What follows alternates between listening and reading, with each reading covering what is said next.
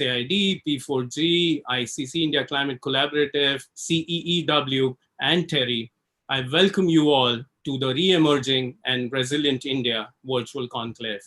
Over the next 4 hours, across various sessions, we've got a fantastic lineup of thought leaders and speakers outlined for all of us to learn, share ideas, and advance on this post-pandemic recovery paths. I would also encourage you all to take advantage of the interactive tech platform that we are using to host the conclave. Please feel free to direct your questions to the speakers and panelists using the Q&A button, and also use the live feeds section to share pictures, ideas, recommendations amongst you all, the wider participants. Over the last few months, everybody's priorities have been, towards tackling the pandemic in view of overcoming the public health considerations and improving the rapid sort of response measures that is addressed at supporting liquidity, protecting livelihoods, and so on. As we are coming out of this health crisis and we've been able to work through our way in terms of highest recovery rates and so on, attention is now turning towards stimulus measures, how to trigger an economic recovery and bounce back. How can we not only get economy and livelihoods back on their feet quickly, but also safeguard prosperity over the long term? Now is also a chance to continue and advance on the specific gains that we've observed, whether it's substantial drop in carbon emissions, cleaner air over Delhi, Mumbai, many other cities, cleaner surface water ecosystems, and so on. We've been viewing a number of tracks on the rapid response and recovery. There have been ambitious conversations around green recovery. In fact, over the 9 trillion that's already been allocated as a part of fiscal stimulus outlined globally, a quarter of it is towards the green recovery space, whether we look at clean energy, green buildings, low carbon transport, sustainable land use, and so on. There are additional conversations on the blue recovery, which goes beyond physical boundaries, and many of them calling in for investments in ocean protection, coastal runoff, marine litter, plastics, and so on. Obviously, the social part is most important, and there are many initiatives happening on the social recovery side where we've seen reverse migration like never before. We've seen rise in rural livelihood demand that is unprecedented in recent times. The measures that we take on social protection will have lasting impacts. And I look forward to hearing more on these social contracts in a bit. So I don't know if the idea is to merge all of this into a common vision or a common goal, the green recovery, the blue recovery, and I don't know, let's just call the social recovery for the sake of argument as brown recovery. So green, blue, brown, if we move in these colors, these are exactly the hues of our own Mother Earth. So if we hope to come to a common vision with experts from the diverse fields and bring together this common color, common vision that resembles our lovely planet and align on this new world order, we think we would have progressed far. Lastly, I would just like to sort of call upon the ISC way of doing things, and we were trying to see what's the missing piece as a part of the current process. And the idea is to how we can have measures that strengthen the industry and community connections, and how we are able to help factories advance on their advance on their environmental actions, so that the communities around them have economic and social benefits as well. If factories take care of ambitious emission cuts, air quality, emissions management, water stewardship, and so on, they not only have business benefits to this, but also insulate communities around and beyond the fence against the pandemic or any sort of measures that might come in, and make the global supply chains more resilient. With this, I would like to call upon Honorable Shri Suresh Prabhuji, our esteemed guest, to outline a larger vision for building a resilient recovery for India. We are very privileged to have him join this session and set course for us to advance upon this ambitious pathway towards a resilient India. Suresh Prabhuji, the floor is yours.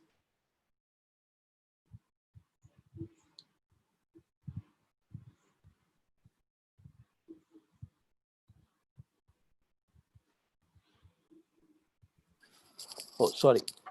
Yes. Let me thank you and also thank all my co-participants into this program and also express my happiness about this opportunity to interact with such a distinguished group of people who are very eminent, very knowledgeable, very committed towards building a better world. And therefore, I must thank you for this. And I therefore, once again, congratulate you for organizing this such an interesting event. Let me thank, there are many co-organizers for this program and I can see them participating into this. So let me also thank them for doing this. This is a very difficult time that we are passing through in the world. The world has seen many challenges over its long journey on this planet. The human beings have fought wars. They have been fighting for their own survival. And sometimes they thought their survival will be better if they kill something around them. So in the process, they destroyed good part of biodiversity because they thought that their triumph, their win over them, animals and others, can guarantee a permanent peace for them. They try to build economies by not so much caring for the environment because they thought economic progress is far more important and what happens on environment is none of their concern. We focused so much on economic growth that we thought that market economies can take care of everything. Therefore, we never bothered about public health because we thought it is not so important. Market economy can take care of all issues. Today, we are in a very big crisis. It is worse than what happened during the world wars because the world is at war with itself. So in World War, we are fighting each other, so we know who is ally and who is our enemy. But here the world is at war with the whole world itself. So it's a very unique situation. Our focus has to be back on people. We must understand that progress of this world can happen only when we focus on people. The survival of people is important because in health crisis today, we are seeing that people are the worst sufferers. The whole system that the world built around it was on social interactions. And we are not able to interact with anybody. The husbands have died without seeing face of their wife at the last time. The mother has passed away without saying goodbye to the kids. So focus has to be back on people because people have been forgotten in the past. We thought the market economy can solve all the problems. Individual person is important only because he's part of a market, because he has a purchasing power, he has a spending power, so he's important. We'll have to revisit that notion. Number two, we have to focus on the broader biodiversity issues. If you feel that is not important, and there is a very interesting report that came out, we have destroyed good part of it already. Particularly on the terrestrial biodiversity is gone.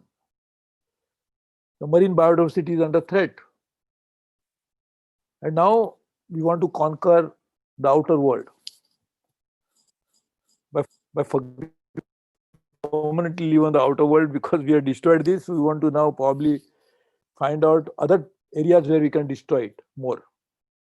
So at that time, at such time, we'll have to refocus on biodiversity, maintain it properly. That's the only way that we can sustain on this planet for all times to come, not for long time to come, for all times to come. The third focus has to be economic progress is necessary. Obviously, it is necessary. Because without economy, we cannot even put money into some of the critical priorities of world today. That's public health. Or taking care of damaged environment. Ensuring that we have a pathway for a better world through addressing climate change. In fact, yesterday I was speaking at UNGA, where I spoke twice there, I was speaking about how can we address sustainable development goals, because this will remain only a talk and words if you don't put money where it is needed. So economic progress is necessary even from that perspective. And to do all this, we must therefore have a comprehensive package of future path. We should take care of society and the members of the society as individuals, planet, and also make sure that economic progress also happens at the same time. Is it doable? Absolutely. The companies who are charted on a sustainable path have much better off than the rest of the companies, corporates. Countries, not many though, to count on that, but those countries which are pursuing a far better sustainable growth path are better off than others. They have achieved growth. At the same time, they don't have to use that money which came from growth into taking care of the damages that cause on the path of growth. You talk about resilience. The adaptation to climate change is going to require trillions of dollars. And why we need adaptation? We need adaptation because climate change is a reality. So what caused climate change? The so-called growth, the wrong path of growth, which created the so-called global economic growth. We have to put good part of that so-called growth back into correcting the damage that has been caused because of the growth. So what is the use of that? So we are creating more to lose more, and far more than what we are creating. So the resilience part will come only when, firstly, we don't have to look into correcting the damage which is caused by the growth part. So this is another very important area. So I think I'm very happy to see that you are all committed to this. So this is all what I talked about globally. In the Indian context, we are pursuing a resilient and, in my opinion, what you can call it as a sensible path toward growth by changing the energy mix, by bringing in more renewable energy into the energy basket. Energy is a cause of climate change in a significant way, not the only cause, but significant cause. Because when you take the coal out of the surface, it's a land use change, which again causes climate change. Sometimes you deforest for getting certain minerals out. That's cause of climate change, because the deforestation means we are taking away the carbon sinks. The emissions that come because of the kind of energy that you use is cause of climate change. The greenhouse gas emission will happen because of that. So energy is a very important contributor and could address the emissions in a very significant way. So if we change the energy mix of the world, and of course to India to begin with, I think that can again help in a very positive way to address it. So we are working on that. The second part is the transportation. Transportation is so important. The kind of fuel that go into transportation, the mobility is very important. Therefore, that is another path that we are trying to pursue. I remember way back in 2001 or 2002 when I was the Minister of Power in India, amongst my 10 different responsibilities, I'd piloted a law in the parliament called Energy Efficiency Law to bring more energy efficiency. And I had created at that time as a minister, Bureau of Energy Efficiency, which is today, in a way, the nucleus for bringing new energy efficiency issues to fore. So that again is very important that worldwide we have to use energy efficiency as a means of doing it. So produce energy in the right way, but don't waste it or don't misuse it in the wrong way. So energy intensity and the carbon intensity of the economy is one of the priority areas for India as well as it should be for the rest of the world. Actually, just a while ago, I was talking to my counterpart, my dear friend from Japan, who is very senior politician diplomat in Japan and also looks after the foreign ministry. And I was telling him, he was asking me what should be India's priority for G20 when we are going to host it in the next few months. I said climate change.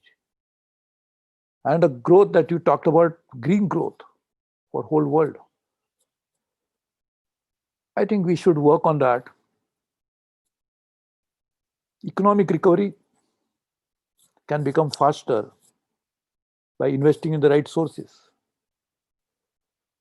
We can bring more jobs for the people by enhancing the economic activity. But as I said, we should not do it in such a way that we create something and use that what the creation for correcting the damage. So on one hand, we are creating something, on the other hand, it is all going west. So sustainable green growth is what we should try to aim at. I am very happy to look at your title, like just watching it, Re-emerging and Resilient India. So emergence is inevitable. India will definitely emerge. As a former commerce industry minister, I had also prepared a roadmap for $5 trillion, which of course will be now delayed, but certainly will be accomplished. So that is a re-emergence.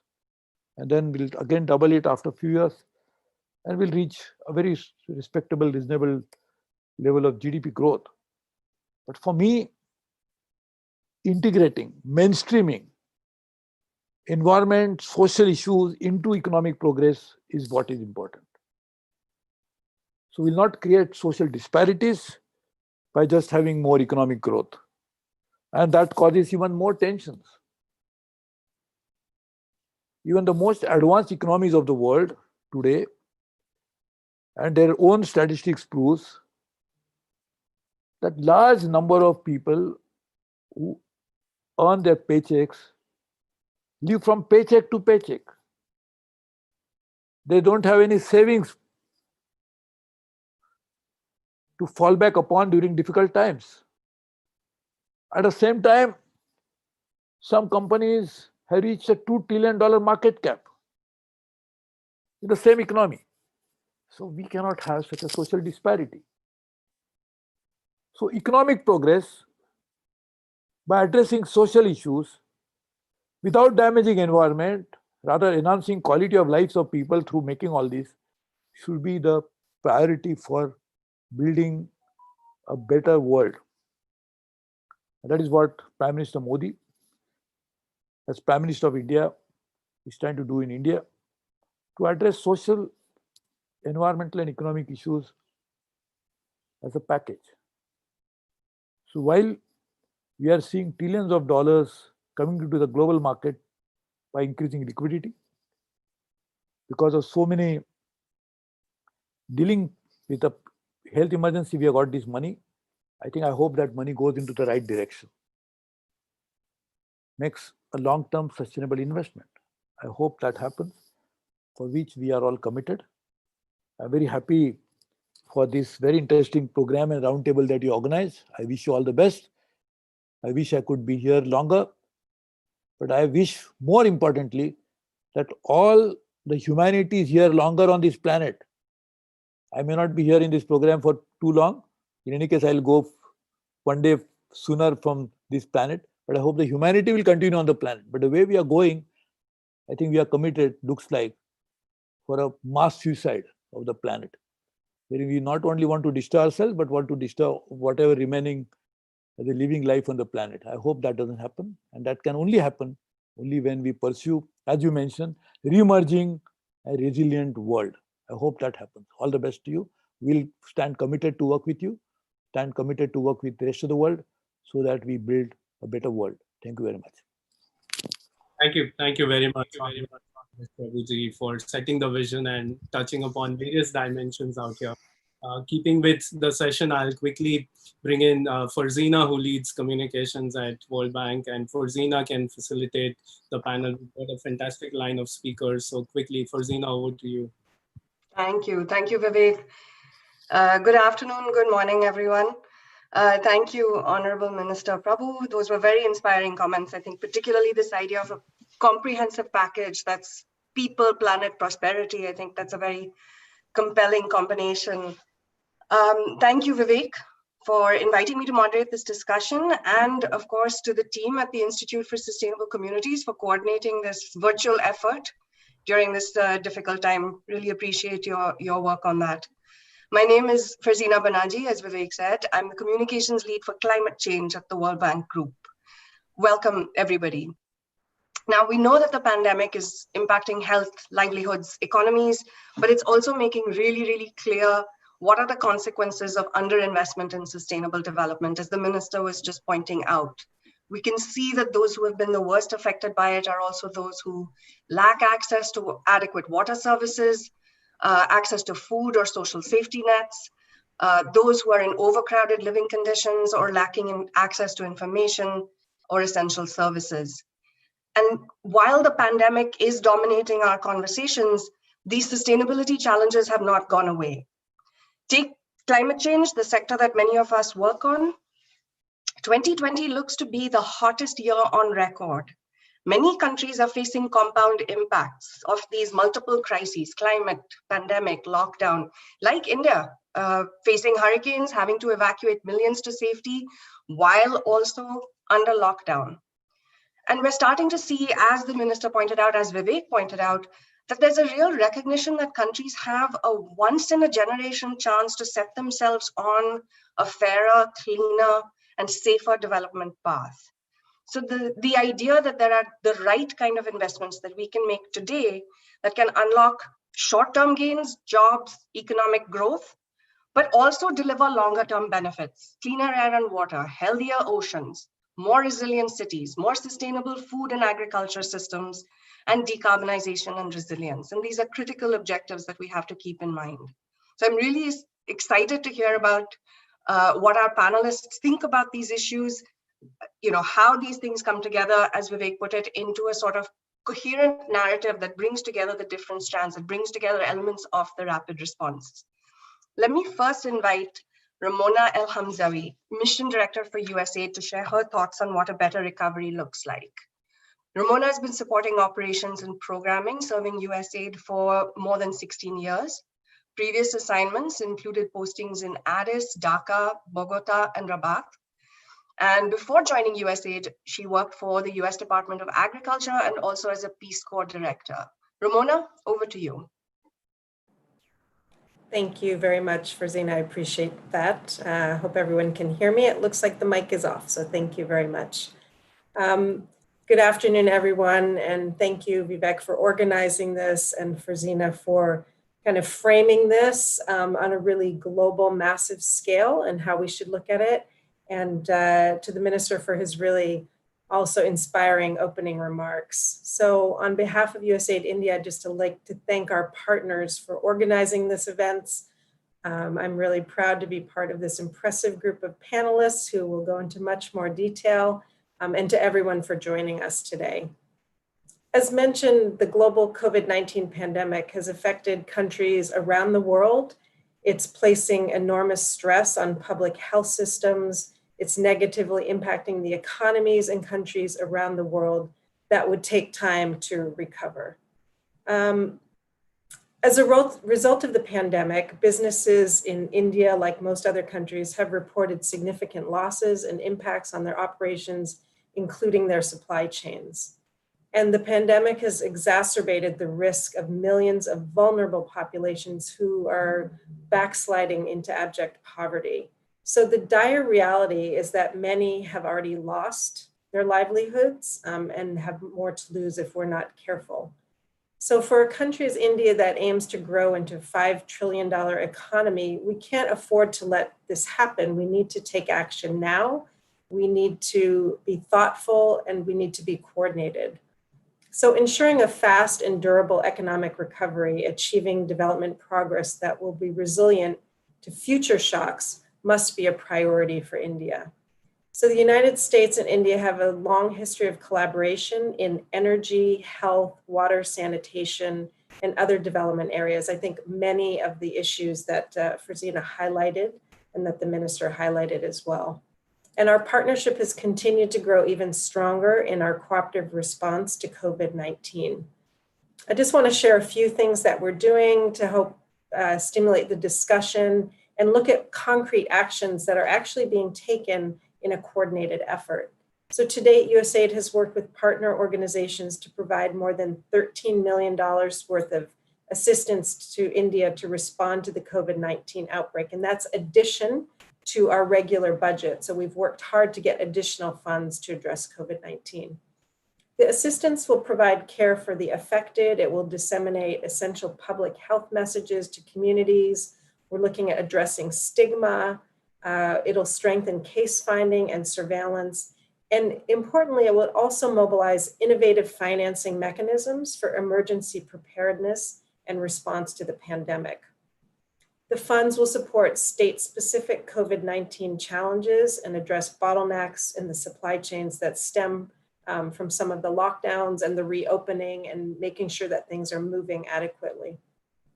So as the country continues to mobilize, it's imperative to build back thoughtfully and build back stronger, improving resilience to emergencies and disasters, and guaranteeing the sustainability of these development results.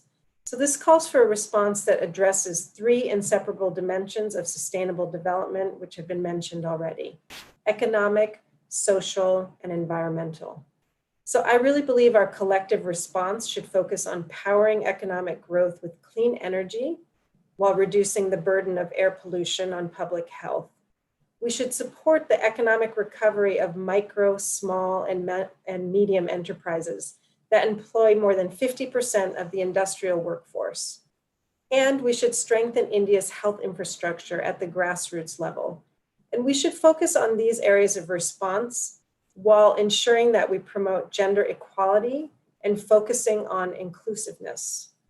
So because of our strong partnership with the government and private sector, USAID is already working with the government of India and other partners on these fronts. A few examples to highlight: in response to the COVID-19 pandemic, we partnered with Energy Efficiency Services Limited, EESL, to launch a new initiative for healthy and energy efficient buildings. It's called the Retrofit of Air Conditioning to improve indoor air quality for safety and efficiency. So EESL, always a pioneer, has taken the leadership by being the first to implement this pilot in its own offices and then scaling that across India. Under the US government's whole of government effort to advance global women's economic empowerment, it's called WGDP, the Women's Global Development and Prosperity Initiative. USAID and Sewa Bharat will be helping 135,000 women entrepreneurs respond to COVID-19 through market-based approaches, and will be supporting the creation of an environment that allows women-led micro-entrepreneurs and cooperatives to thrive. Another example in the financing sector is our partnership with India's National Health Authority in establishing a blended financing facility. The objectives are to improve health outcomes in India during the COVID-19 pandemic and beyond. This finance facility will provide manufacturers, suppliers, and healthcare providers with access to flexible capital and mentoring support, which I think is so important in this period. And over the next few years, our new strategy, we're going to focus our approach on two shared Government of India and USG priorities. And that's ensuring that all stakeholders, including marginalized populations, are an integral part of the development process. And we're also going to be looking to increase our efforts to enhance regional connectivity.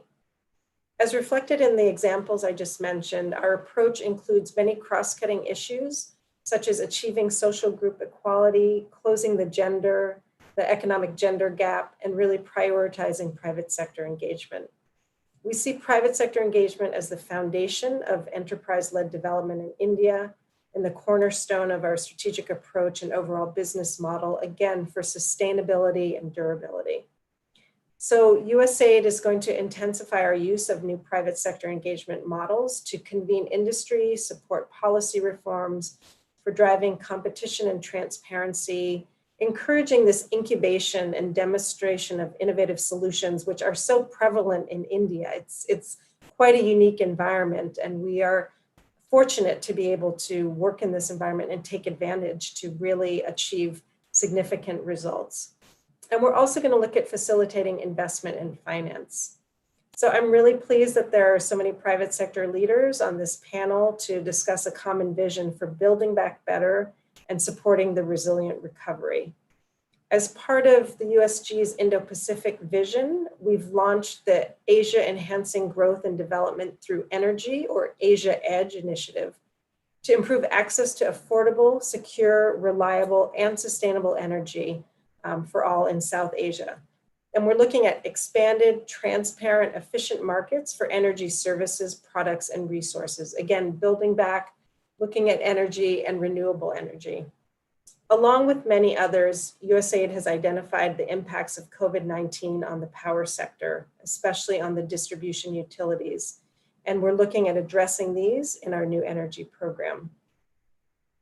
I'm really happy that a few months back, the Institute for Sustainable Communities and USAID launched the COVID-19 Industrial Response Readiness and Recovery Toolkit. So this toolkit guides businesses on best practices, hygiene requirements, work schedules, personal safety measures to be followed when resuming operations. Several industries have benefited from the toolkit, and we're working with the Ministry of Micro, Small, and Medium Enterprises to make it available at the national level. Again, I think as the minister said, and as Fazina was talking about, we need to focus on people, and this is part of that process. I'd just like to commend the Institute for Sustainable Communities for organizing today's discussion on such an important issue about how to build back stronger. I'm pleased that my colleague, Karen Klimowski, she's the Acting Deputy Mission Director and Indo-Pacific Coordinator for South Asia at USAID. She's going to be talking more in depth about how USAID is working with India in enabling inclusive development and our partnership and efforts and future plans in the energy and the air pollution sectors during the last session today. So I really look forward to hearing from the leaders of other sectors to the impressive group of panelists today on how we can work together to support India in adapting to the emerging needs, really focusing, benefiting from the positive behaviors and advancing an agenda together for inclusive development. Thank you very much. Thank you, Ramona. Let me now welcome our panel, and for really anyone who works on climate or sustainability in India or globally, they need no introduction. We have with us Arnaba Ghosh, CEO of the Council on Energy, Environment and Water, Manish Bapna, Managing Director of the World Resources Institute, Puneet Lalbhai, Executive Director of Arvind Limited, and he also spearheads initiatives in sustainability, CSR and innovation at Arvind, and Chavi Rajawat, the former Sarpanch Village Soda, Rajasthan, and advisor to Eminent Girls College. Welcome, everybody. Thank you so much for joining us. I'm going to ask each of you a few questions, and then hopefully if we have time, we'll open it up to a Q&A with the virtual audience. So maybe if it's okay, I'll ask you to keep answers to about 2 to 3 minutes each. But of course, we want to hear your thoughts. You are the guys shaping this conversation for us, so we're really excited about that. Arnaba, let me start with you. You've been a strong advocate for a new social contract of jobs, growth, sustainability for India. But many still perceive this trade-off between development and sustainability. We heard the minister refer to it in his opening remarks as well. This is this perceived conflict between these two demands.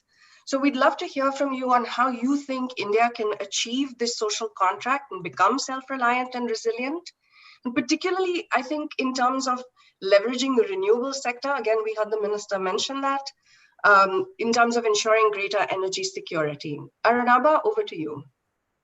Thanks, Farzina, and thanks, Vivek, first of all, for having me, and hello to everyone on the panel and those watching. Let me get straight to the point. The minister articulated sort of the headline from our report as well. It is about jobs, growth, and sustainability. That's really where the social contract comes in. Now, where can we get it? The problem that we are facing with the pandemic is that de jure, we are expecting the state to deliver, right? Even as the state is finding capacity constraints and funding constraints. But de facto, it is communities that are having to figure it out for themselves, right? And that is the case, not just in India, but many other places. So let me just give 3 examples, Farzina, where at least that de facto story can bubble up to become something much more front and center. Number 1, let's take renewables. India has done a remarkable job in putting out renewable capacity. Even during the lockdown, 12,000 megawatts has been tendered out. So on one metric, we're doing great on renewables. But when you think about this trinity of jobs, growth, and sustainability, the real opportunity lies in distributed renewables. So let's take urban distributed renewables. We got a target of 40,000 megawatts. We've deployed only a little over 4,000 megawatts. But every 4,000 megawatts of distributed renewables creates 50,000 jobs. Right? It's 7 times, the employment coefficient is 7 times that of utility scale solar. So we need to tap into that opportunity that brings in new investment into communities where people are living rather than far out somewhere in a desert. Another example, let's take the rural economy and some of the points that Ramona was also mentioning about the gender focus. Just a few weeks ago at CEW, along with Vilgrow, the oldest and largest social enterprise incubator in the country, we launched a program called Powering Livelihoods, a $3 million program to support rural startups using distributed energy and efficient motors to drive income-generating enterprises in the rural economy. So rather than just lighting up homes, you're looking at where you can actually get a return on your investment much faster. And that has a gender lens as well. You could be looking at on-farm activities, non-farm activities. Again, it brings the recovery closer to where people are, right? A third area, and again, Ramona mentioned this, so I'm just going to reiterate it, the micro, small, and medium enterprises, right? They are, I call them the skeleton of the Indian economy. 45% of exports, 40% of employment. And yet, less than half of the MSMEs in the country rely on electricity as their primary fuel, right? And that's what makes their energy costs that much higher and makes them uncompetitive in the national and the global markets. If we can, again, figure out the financing schemes, the technologies are there to get them to overcome their initial capital hurdles, to deploy energy efficient products and technologies in their production processes, then again, we begin to square the sustainability dimension, improve their competitiveness as enterprises, and yet do it for the enterprises that are labor intensive. So if we apply this filter of jobs, growth, and sustainability in every policy move we undertake and focus on what can deliver fairly quick results, we can then create a narrative that then begins to populate what we call a new social contract. But I don't want it to be top down. It has to be bottom up, and we have to drive it where the people and the action is. Thank you. I think that phrase of bringing the recovery close to where people are is a really powerful way of thinking about it. Puneet, let me turn to you and ask, from your vantage point in the private sector, leading an Indian MNC, what is your vision for this new world order, this new social contract? What should the recovery process encompass? I think a lot of my colleagues have touched upon, very, very relevant sort of touch points, that if we are to overcome the hurdle and the crisis that we find ourselves in, we'll have to look at, a newer paradigm. I think there is huge amount of recognition that, what we have done in the past is coming back to bite us now. So I think if I look at my industry as the example through which I'd like to answer this question, I think there are three things that we need to focus on. I think the first thing is, around the what. We've been working on sustainable solutions, more inclusion, etc., for a long time. But our own success has been, the biggest resistance to change. As was mentioned, the technologies exist. The path has been sort of enumerated, but just the resistance of not wanting to change something that is working, has been a huge deterrent to implementation of many of these things. And I think what this crisis has done is that people are now open to change. People are now realizing that change is not only a good to have, but a must have. So it's an opportunity for us to work as an industry and as India on a new philosophy of production from a manufacturing perspective, an approach that has not necessarily, volume and cost drivers as heart and center. Those will always continue to be important, but also innovation, better quality, and better creation of value overall. I think there's a huge opportunity, and if I look at my industry, textiles, to cut out waste. I think we are just scratching the surface, and we will be forced, because in a sense there's going to be a lot of manufacturing chasing reduced demand. So this will drive us to reduce waste. But I think out of the two things that I've mentioned, more innovation, less waste, I think the third is absolutely crucial, which is collaboration. And I don't think that we've even begun to explore what is possible in the space of collaboration.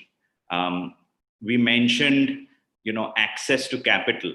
I think that is more true for is investment into sustainability, where maybe some of the key inputs into the equation are not yet factored into the equation. There's still externalities. We don't have pricing for clean air. We don't have public health priced into our products. So you need extra investment to become sustainable, and that gap is only going to increase. Yes, the people who are at the top of the pyramid are going to find ways to become more sustainable, and the world is looking for more sustainability, a more socially conscious product. But what happens to the majority of manufacturing? So collaboration, and I'd like to state the example of an organization that I'm on the board of, the Apparel Impact Institute, where we collectively are trying to bring sustainability to textile manufacturers, where the brand, philanthropies, and the manufacturers themselves share the cost of building in sustainability. So how do we target all our efforts into from a very fragmented state to a very cohesive state, so that we can collectively overcome these barriers? I think from an industry player and a manufacturing player, I think this is crucial to happen before we can move forward. Thank you, Puneet. And yes, that question of pricing externalities, it certainly keeps a lot of my colleagues up at night. Let me turn now to Chavi. Now, realities on the ground can sometimes feel very different from the thinking at the policy planning level. And we'd love to hear your perspective on how you see the pandemic having affected things at the village level. And then with that lens, sort of talking through your vision for an inclusive recovery. Chavi, over to you. Thank you, Farzina, and thank you all for having me here. You won't be able to see me because I have very poor network connectivity, but I'm hoping you can hear me. Can you, Farzina? We can, yes. Great. Well, thank you very much. At the village level, and of course, with pandemic having had its challenges, the challenges in rural areas are far greater than they may be in other parts of the country. Not that that is any less. But in terms of, everyone's talking about collaboration being inclusive.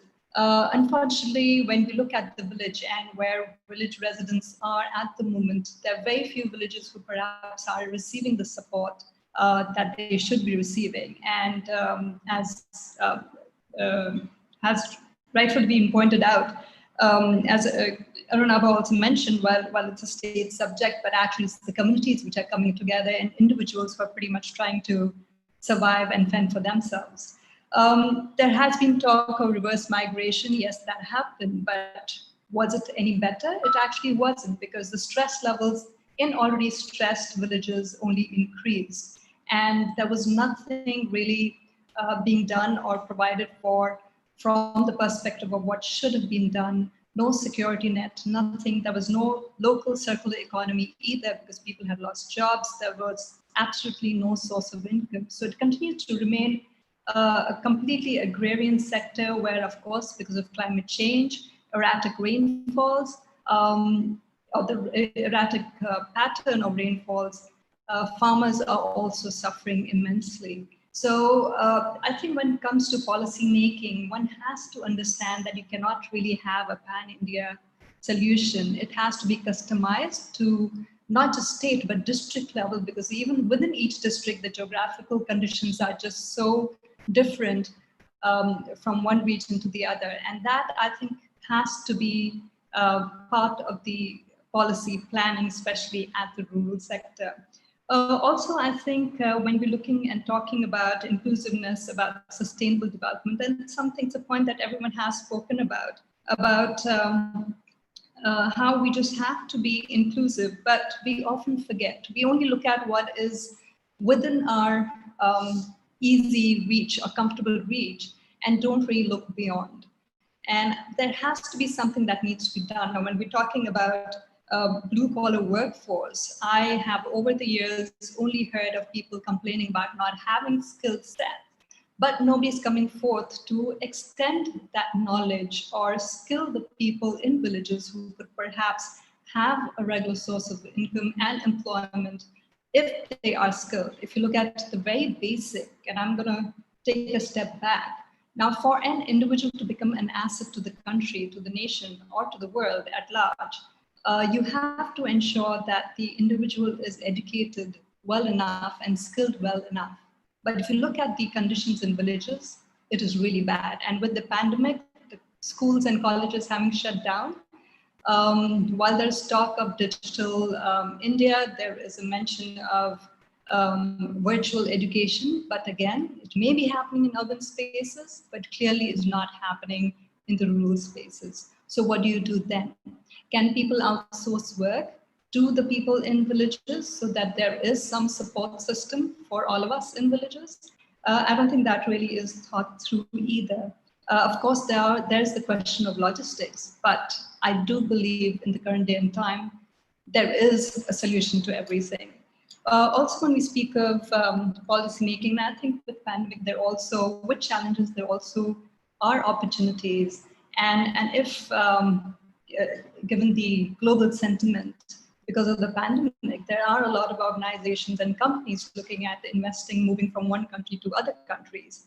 And when that happens, and if, say, India does open up the market and allows for people to move in here, as and when that happens, or any kind of expansion plans happen, I wish policymakers would think of letting green belts remain green.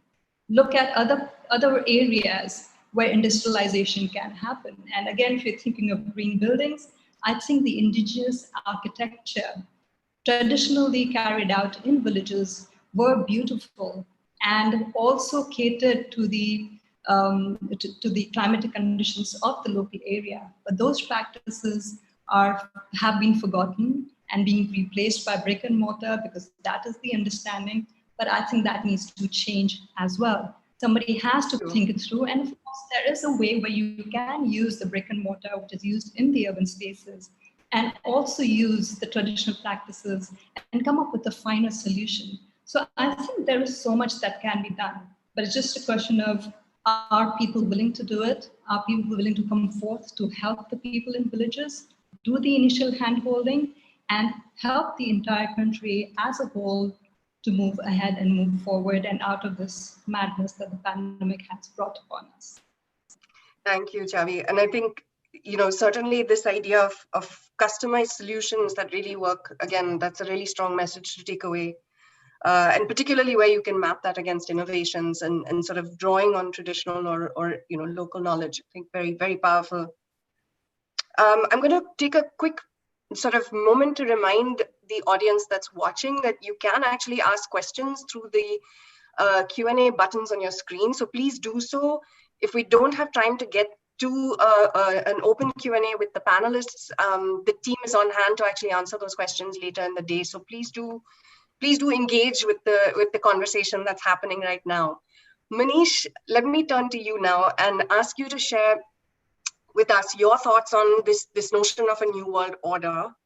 How do you define it? What do you see as critical to the recovery process? From deep decarbonization, nature-based solutions, we heard the minister talk a little bit about that, a blue economy, and particularly what are the opportunities for India to drive this global vision? Manish? Thank you, Rosina. Really insightful remarks from all the panelists so far. I actually thought it would be perhaps helpful to provide a little bit of a global perspective on kind of where we are in this green, brown, and blue recovery, as Vivek outlined at the outset. And the challenge, I think we all recognize, we have this incredible kind of infusion of close to $12 trillion. And we have these great kind of insights about how to program that money in ways that, as you said, Rosina, quite correctly, kind of both deal with the short-term urgent priorities, but help set the stage for the long-term transformation we need to see.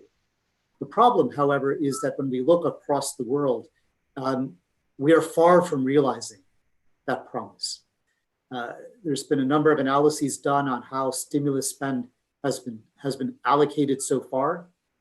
Vivid Economics is one that's been particularly powerful. They mapped kind of 20 of the largest countries. The vast majority are not actually putting in place policies and investments that realize what we're talking about today. And that includes India, that includes China, that includes the United States. So most major countries are not doing what we're talking about today. Why is that? And I just want to point to kind of 4 issues that have emerged in what we have seen in countries around the world, but that I think also connect quite tightly to some of the insights we've heard from the previous speakers. The first is identifying those investments that can genuinely meet multiple challenges and having the data and evidence to demonstrate. Finding those investments that can create jobs today while still driving the sustainability, the inclusion, the resilience we need to see tomorrow. Arunava pointed out some nice data about distributed solar home systems as creating more jobs than utility scale solar. That data is exceedingly useful, but incredibly scarce. How do we get more of that analytical work done, not only in India, but in the developing world? Most of the data that we have for job multipliers, economic multipliers are from the rich world. How do we develop that data more effectively? How do we demonstrate that we could indeed tackle multiple challenges at the same time? A second challenge is that our interventions, when we talk about green or blue recovery, tends to be quite macro. They're at national. Yes, you can create more solar jobs than in coal or oil and gas. We need to do what many of the speakers here spoke about, which is meet people where they are. where the losses are. So if in many cases, if the hospitality sector is where we see huge job losses in some economies, let's say in the rich world, how do you think about building efficiency upgrades that they could easily get to, rather than thinking that solar jobs in another part of the country is a easy transition? So thinking much more in a granular way what those interventions are. The third, we need investments that are quick and easy to implement. There's an urgency of getting things done today. So how do we repurpose public works programs, employment generation schemes in countries around the world from, let's say, gray infrastructure to green infrastructure? Things that are easy to scale, things that are available today. And the fourth challenge that's particularly true, we see in the developing world, is the lack of external finance. The $12 trillion that we talk about largely dominated the fiscal and monetary space that countries have is quite confined to G20 economies. Most developing countries don't have fiscal space, don't have ability to ease monetary policy effectively. So the role of international public finance, of aid, becomes incredibly important. It was great to hear Ramona's kind of remarks about what USAID is doing. For Zina, one of the questions is, what will the World Bank do? They have been focused on relief so far, but haven't really embedded resilience or sustainability in their recovery efforts. Will they do so as their lending ramps up to focus on recovery? So just a few challenges there. I just do want to say one small point, which was, the biggest news in climate this year took place yesterday. And it's quite ironic. China, which actually has a stimulus program that is pretty much business as usual infrastructure, made a fairly significant announcement of going carbon neutral before 2060. And I just wanted to say that is a significant step forward for China at this point in time. And it does play into the conversations we're having today. But I did want to share that with the audience. Thank you, Manish. Thank you for those for laying out those four issues. And I will say, on behalf of the World Bank, please do tune in. We do have actually an open event on exactly this topic. It'll be on the 14th of October during our annual meetings, where we will be talking about a sustainable and resilient recovery. I didn't expect to get to plug that, but thank you, Manish. I have only about 5 minutes, permission for only 5 more minutes, but this conversation is really exciting. So I do have a second round of questions, and I'm going to go through the panelists once more. I'd be very grateful if you could keep your answers as short as possible, but this is a really exciting conversation, so I don't want to actually wind it down just yet. Thank you, Vivek, for giving me permission. Puneet, let me come back to you. And let me drill down specifically to the textile industry. You mentioned that in your comments earlier, it's a real backbone of manufacturing activity. It showed exceptional vulnerability, but also resilience to the pandemic. And I'd love to hear very quickly, we'd love to hear your thoughts on some lessons that can be learned from that sector, that can be applied to other sectors potentially. In Indian manufacturing, what can help other sectors become similarly resilient or more resilient? How can they strengthen their value chains? Puneet? Sure. So I think from a textile perspective, what the pandemic has done is taught us how to question some of the things that weren't questionable. And what we're realizing is that there's a huge room to be more creative and to be more efficient. And if we are to sort of tap into that sort of lifting of the mental barriers and then focusing on, some of the stuff I was talking about earlier, where today our very regional concentration is leading to, very difficult challenges for certain parts of the world and, a bonanza for other parts of the world. I think if we learn how to collaborate across, these different sort of pockets emerging across the world, and figure out ways how to do that sustainably, I think that will be a very challenging but doable sort of vision. So we need to think more global, and we need to sort of question our sort of assumptions as to how efficient or creative we can be. Thank you. Chavi, if you're still there, and I hope you still are, can we hear from you on taking a slightly more holistic understanding of rural development needs? Particularly, you mentioned the reverse migration that took place. Talk to us a little bit about perhaps what is the balance that India could look at as it sort of works towards this sustainable recovery, the recovery process. How can are there opportunities to use resources in places where there weren't previously? Great question, Frazina, because I think there's a lot that should be done and needs to be done, specifically in that space. Speaking of the reverse migration, yes, people went back because they did not feel secure enough in cities, more so because there was no financial security, which is what they needed. And to survive, they figured it was best to go back home because at least the basic expenses would not have to be worried about. But when they did go back, little did they know that the resources within their own villages were going to be really not easily available. And I think if we're speaking of the balance, we do need to think through that, when people talk of the rural population, I think that number, when we speak of data, as was earlier spoken of, I think people forget that the numbers also need to include people living in urban slums, right?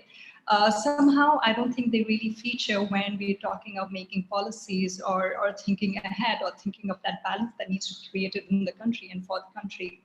And again, there is only that much that a city can provide, right?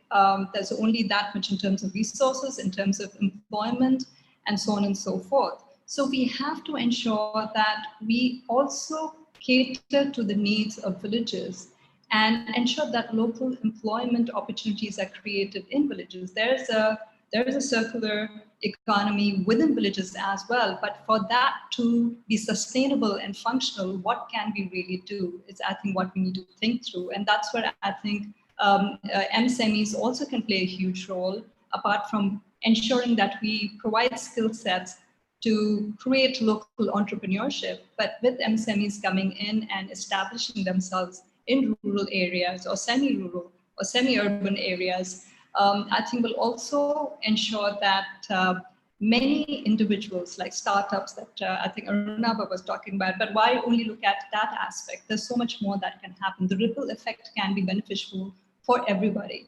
And resilience.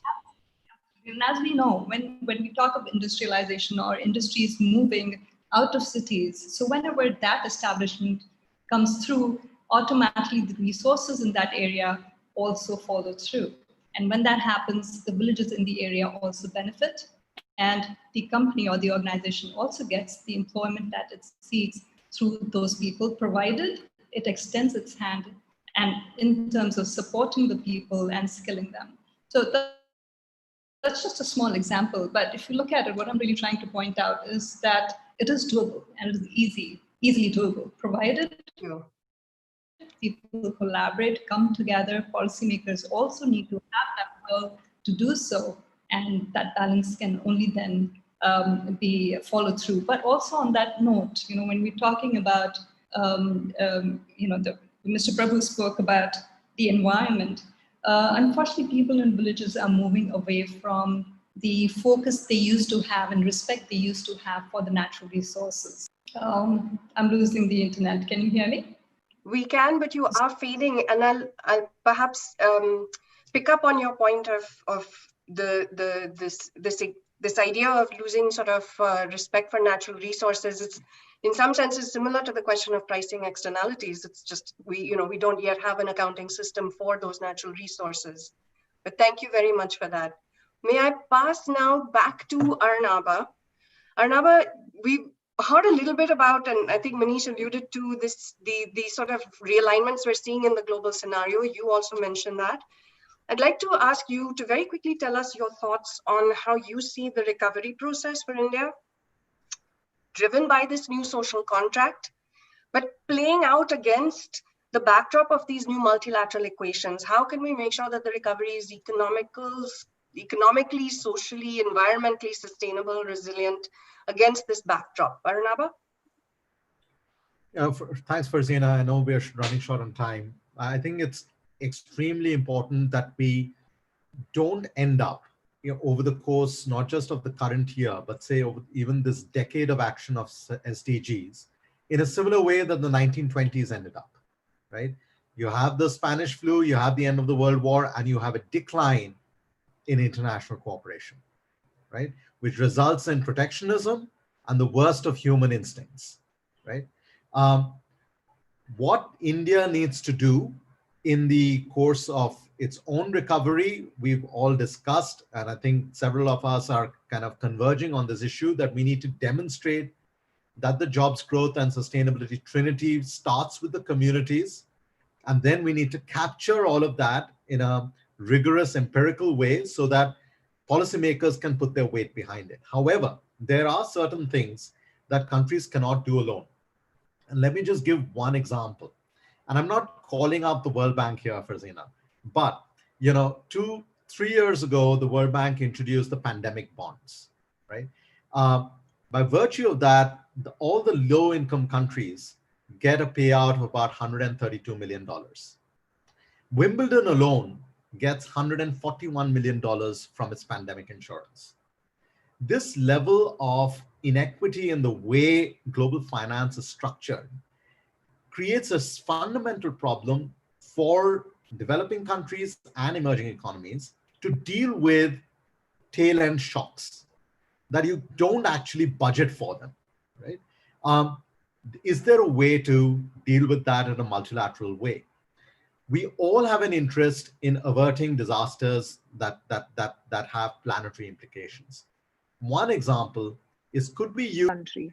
We've been forced into a transitional phase due to this pandemic, and how we choose to come out of it, what are the decisions we want to lead with, it's imperative that we don't lock ourselves into a high carbon future, and rather we focus on building a low carbon, sustainable future instead. And this is really where partnerships and collaboration plays a crucial role. It allows a diverse set of actors from business to philanthropy to work alongside the government in developing a resilient economy by supporting existing programs, and to demonstrate to them that we are ready and willing to shift gears as a state and as a nation to a greener future. Because after all, we have to stand on each other's shoulders. And this was the spirit in which the ICC was created. So what is the ICC? The India Climate Collaborative is an India-led platform founded in 2018 by a group of philanthropies and business leaders committed to accelerating India's development and exceeding its climate goals. The ICC drives engagement by boosting our members' climate efforts, and as India's first ever collective platform by business and society for climate action, we seek to build the capacity of solution providers who will develop and scale solutions that will change the world. We help funders invest in effective climate strategies across India, and our members are private and corporate philanthropies and business leaders active in India, and we collaborate with a wide range of NGOs, corporates, government agencies, communities, and climate experts to accelerate climate action. So the ICC is unique and important because it is not championing just one solution or one approach. It exemplifies what we know, that no one is protected and everyone has a responsibility. Most importantly, we believe climate and all of its diverse solutions actually hold answers to many of India's development challenges. And I'd like to show you why. I don't think I can share my screen yet, but Suresh, if you have my presentation. I can quickly. If you can load it, that would be great. And then I can tell you exactly what slides to take us through. Yeah, apologies for this, Shloka. May I request the host to please put the presentation up? No, that's completely fine, Suresh. I'm so glad you have the presentation. Yes. Thank you so much. You can actually go straight to slide number 2. Okay. So I actually really love this visualization. It talks of, sorry, this is the slide before this. If you could go one slide back. Actually, yeah, this one. Thank you. So this is a visualization I really love. And the reason is because the climate crisis is going to frame India's development story. And if you look at this first slide, you will see that every year, the World Economic Forum puts out a report on the top 5 global risks to the world in terms of impact. And this visualization will tell you a story that we have all lived in this past decade, where from 2010, you will see mostly economic risks to today, where in the past 5 years, you will see that environmental risks have been the number 3 or number 4 of the top 5 risks to the world. Number 1 in 2020 is failure in climate action. So climate change impacts the assets and supply chains of businesses, it destroys infrastructure, and it causes devastation to the livelihoods of millions in our country, most deeply affecting those who are exceedingly vulnerable.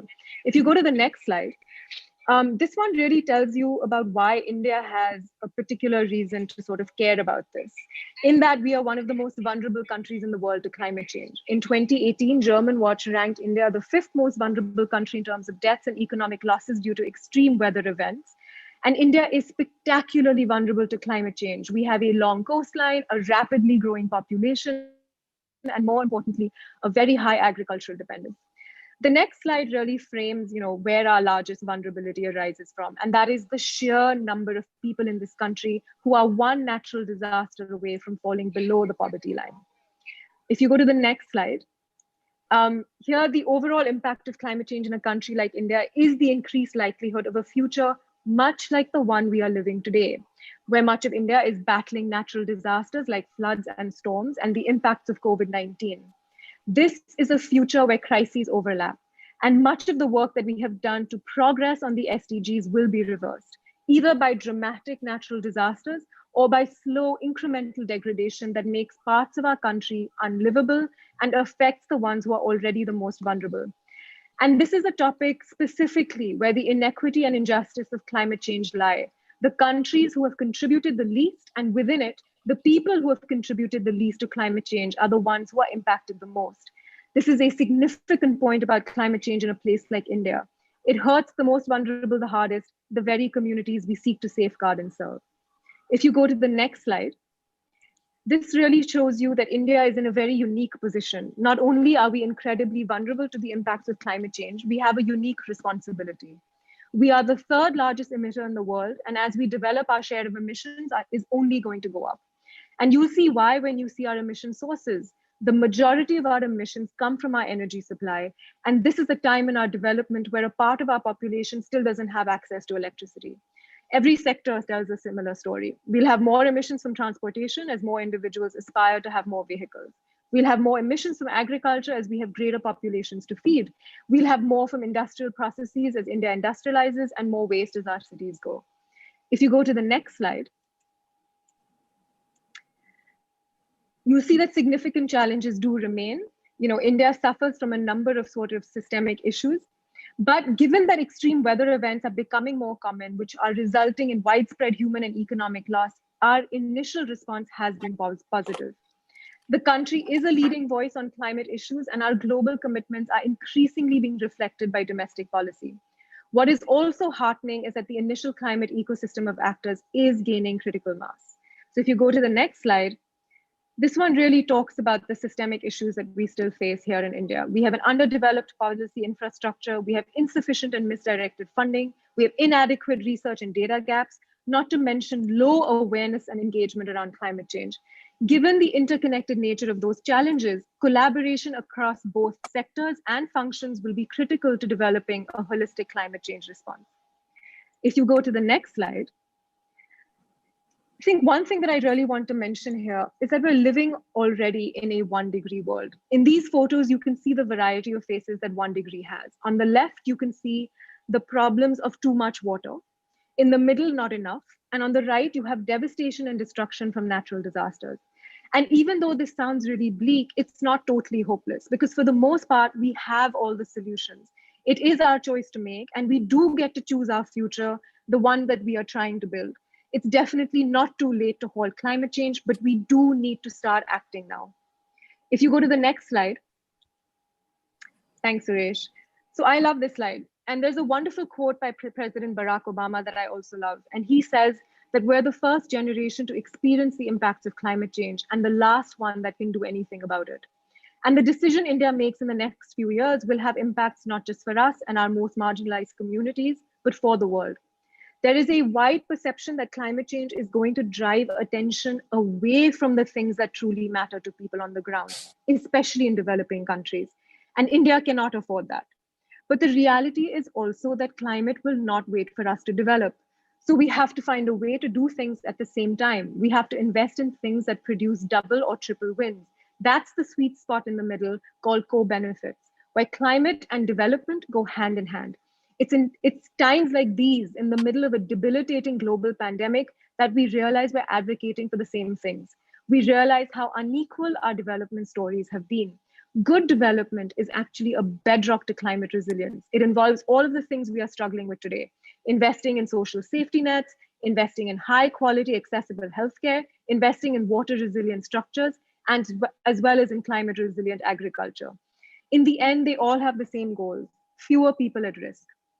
And if you go to the next slide, so when we decided to build the ICC, we decided to focus on philanthropies because their mandate is to protect the most vulnerable populations. And philanthropy has a unique role to play in climate action. Yet for India, climate philanthropic resources are modest compared to the investments needed to decarbonize and risk-proof the Indian economy and population. Very little Indian philanthropy currently supports climate action. Over 50% of private giving in India is directed towards sectors like education, health, which have more direct or attributable impacts. Yet, philanthropy is crucial for driving climate solutions in ways that the public and private sectors cannot. If you go to the next slide. So this is the slide that really talks about why the India Climate Collaborative was launched, to craft a uniquely Indian narrative for climate action, to catalyze climate spending and climate engagement for India. Our goals represent a broad vision for the levers that we really believe in. Inspire is about communication. It's about building that India narrative, crafting that call to action. Connect is about the power of networks and of collective action. Empower is about the research and the evidence building, the training, the knowledge, the work on the ground. If you go to the next slide, this just gives you an overview of how we have worked together to bring together some of the leading philanthropic and business voices in India to make bold and ambitious commitments for our national response to climate change. And the next slide really showcases how we do this across a wide community of actors who bring technical expertise, implementation expertise, policy and government expertise to our collective efforts. We are young, but we have a lot of hope for what the collective power of this community can do together. What we need are people across sectors, across all walks of life, embedding climate into their everyday realities, into their decisions, their choices. There is no one solution, and we need more of everything, and we need it really fast. And if you go to the next slide, this just talks about our sort of key ICC objectives, increase the spending towards climate solutions in India.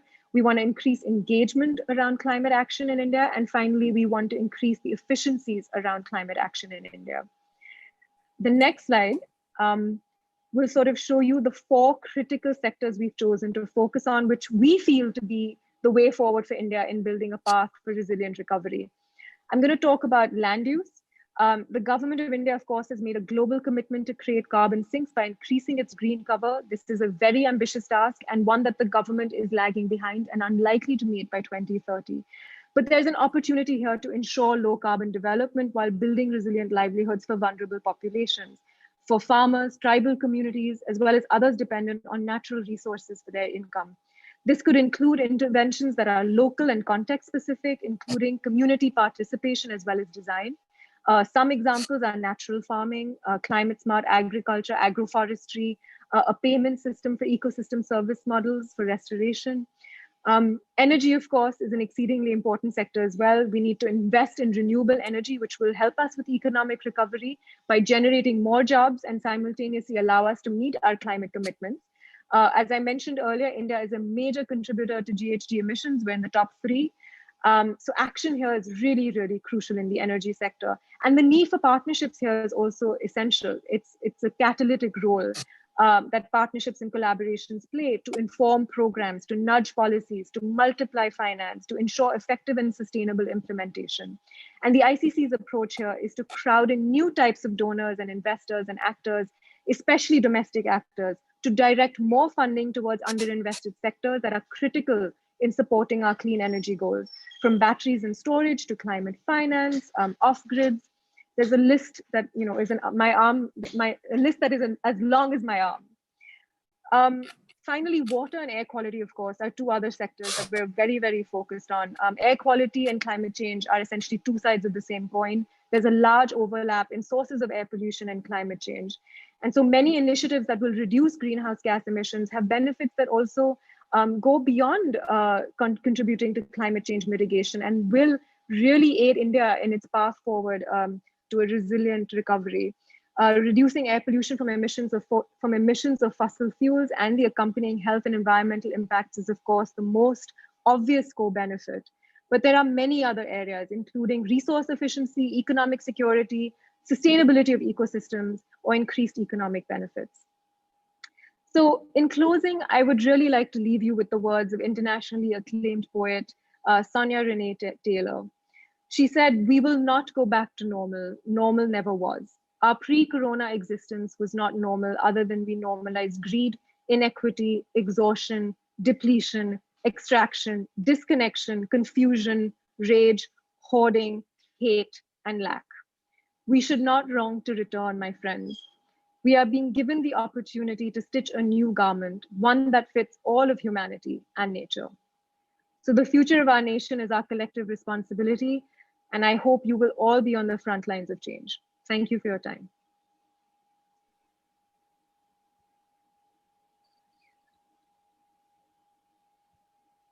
Thank you so much, Shloka, for your wonderful thoughts, and your work through India Climate Collaborative is really impressive. I cannot agree more. I like your point in investing in solutions that produce double or triple wins with co-benefits, and how where climate and development can go hand in hand so that people and environment thrive together.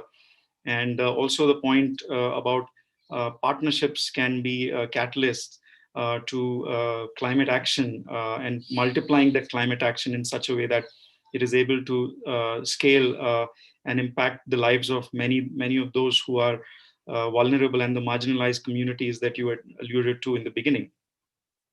I would like to now invite Mautushi Sen Gupta, the India Director for MacArthur Foundation, to come and talk about the finer nuances of how to integrate equity in resilience building of our nation. Over to you, Mautushi. Thank you, Suresh. The topic for discussion could not really be more relevant for today's conference. But before I talk more on the issue, I would like to briefly touch upon the work that our foundation supports. Our grant making is structured around a combination of big bets, which address a small number of areas of profound concern.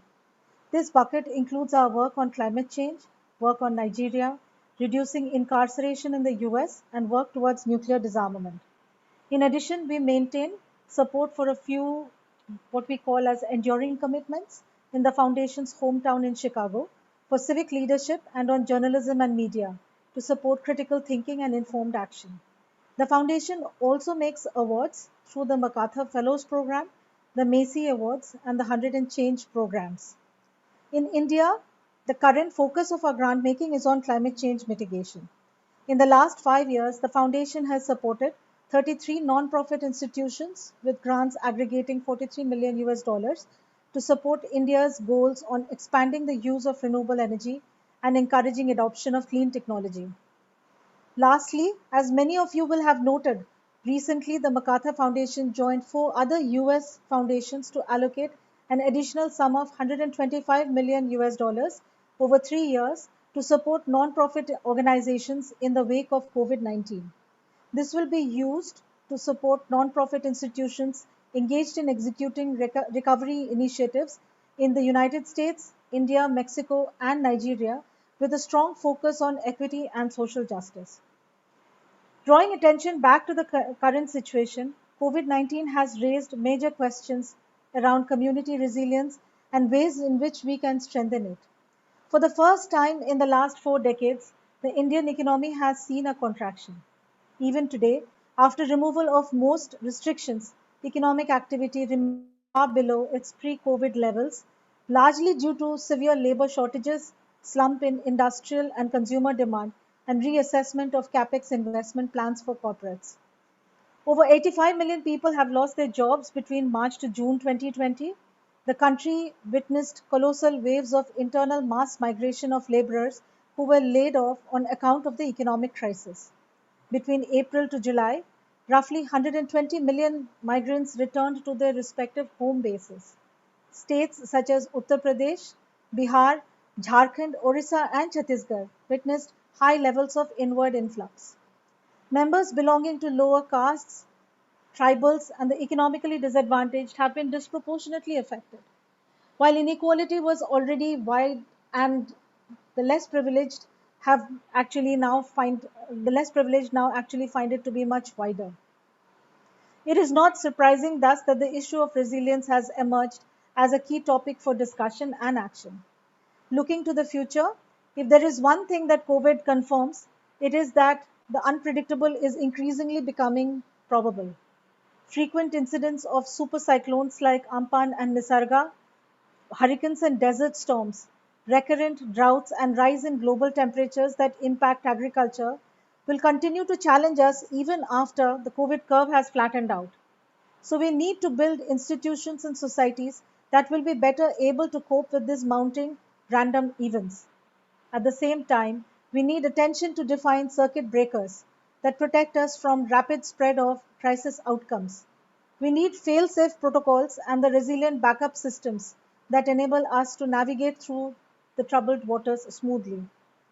Interestingly, there is no one single common definition of community resilience.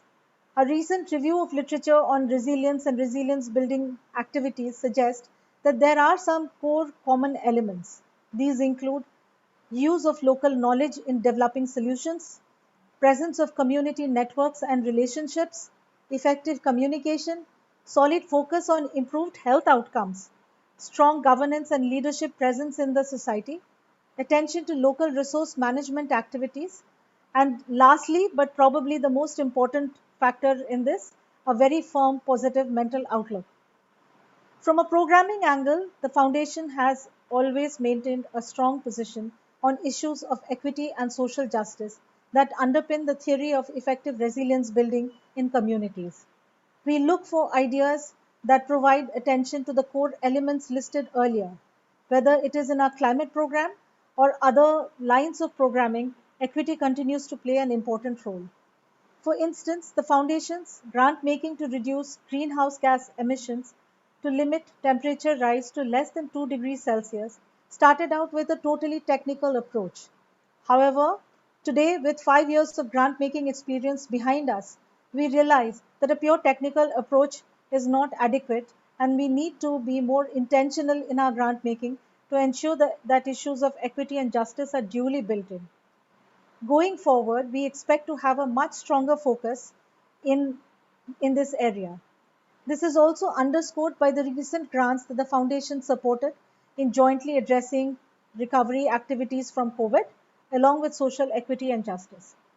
To conclude, I would reiterate the importance of designing and executing development interventions that build in the core principles of successful resilience building. It is the only way ahead if transformative change is to be achieved in a sustainable manner. Thank you. Thank you, Matushi, for your remarks. I think it was really great to hear the definition of community resilience from you, talking about the 4 principles of community resilience. And I also appreciate you drawing our attention to the aspect of equity and justice in resilience building. Thank you so much for joining us this evening. With that, I would like to move on to our next speaker for the evening. I would like to invite Niyati Sareen to talk about how corporations can be social catalysts in building resilience within the fence and beyond the fence with the communities through the social responsibility projects or other initiatives that Hinduja Group has taken under her leadership. With that, I would like to hand it over to Niyati Sareen. Thank you, Suresh. Thank you so much, everyone. Fantastic to meet everybody and hear your thoughts. I'm an implementer. I work with the Hinduja Foundation, and we're part of the Hinduja Group of companies. There are about 14 companies in India. There are many overseas, but we'll just talk about India. Of these, some of the big ones are Ashok Leyland, IndusInd Bank, Gulf Oil. Across the group, water and education are our champion CSR or stewardship programs. There's budgets earmarked for it. I know that the India average for CSR spending in water is about 5%. At the Hinduja Group, we earmark 20% of our CSR budget for water and about 50% for education. I had asked Suresh, can I speak about education? And he said, yes, you can. So I will speak about education because it's really, really one of the saddest things that has happened in our country. So, but to begin with, I'll speak about water because that's my domain. Shloka's slide number 2, which talks about WEF's risk matrix, year on year, at level 1, level 2, level 3, level 4, level 5, there's water. It's not just India, it's across the world. When you go and speak to politicians and you go and speak to bureaucrats, they will say, if you go at the national level, they will say it's a state subject. If you go to the state, they will say it is a free commodity. How can we put economic value to it? But the point that I wanted to make is that till the time water is not given an economic value, it will never be treated as precious. So at the Hinduja Group, what we've done is that we've divided our whole program on water against 3 areas. One is within the fence. The goals of within the fence is that all of our group companies will aim to start with being water conscious to water neutral to water positive. And when I calculate my water positivity, I calculate it with what I do within the facility, in the area within the facility, the 4 hours that I calculate, and the extraction, and not only just the extraction in the 4 hours, but how can I reduce my footprint in the services or the products that I'm making. The reason we've looked at within the fence, around the fence, and beyond the fence is because we can't, as a group company, we can't be paternalistic to tell our communities stop using water, use less water, reduce the aspirations that they may have from an agricultural point of view when we ourselves are going to be misusing water. So one of our biggest programs is, and that's the part of the sustainability bit in our group, is to reduce our water footprints across our group companies. We've been very successful in that. One of our group companies is Ashok Leyland, which is truly water positive in every single facility that it owns around the world. The second area that we work around is around the fence. And around the fence is the work that we do with communities. And that's where the CSR funding of 2% statutory requirement comes into play. The areas that we work around is access to safe drinking water. You may have water. It may be available. Like, for example, I live in Chennai. So if you look at Chennai or the surroundings, we have water at 30, 40, 50 feet, but it is so saline that you cannot drink it.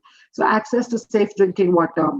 When we did this, I mean, not just us, but everybody that works in the water field knows that some of the biggest health concerns are from the water that a rural community or a peri-urban or a slum or the communities that really are the ones that got hit with COVID is from the water that they drink. I know of peri-urban areas in our country where they buy water at 30 rupees a can and you don't know where that water has come from.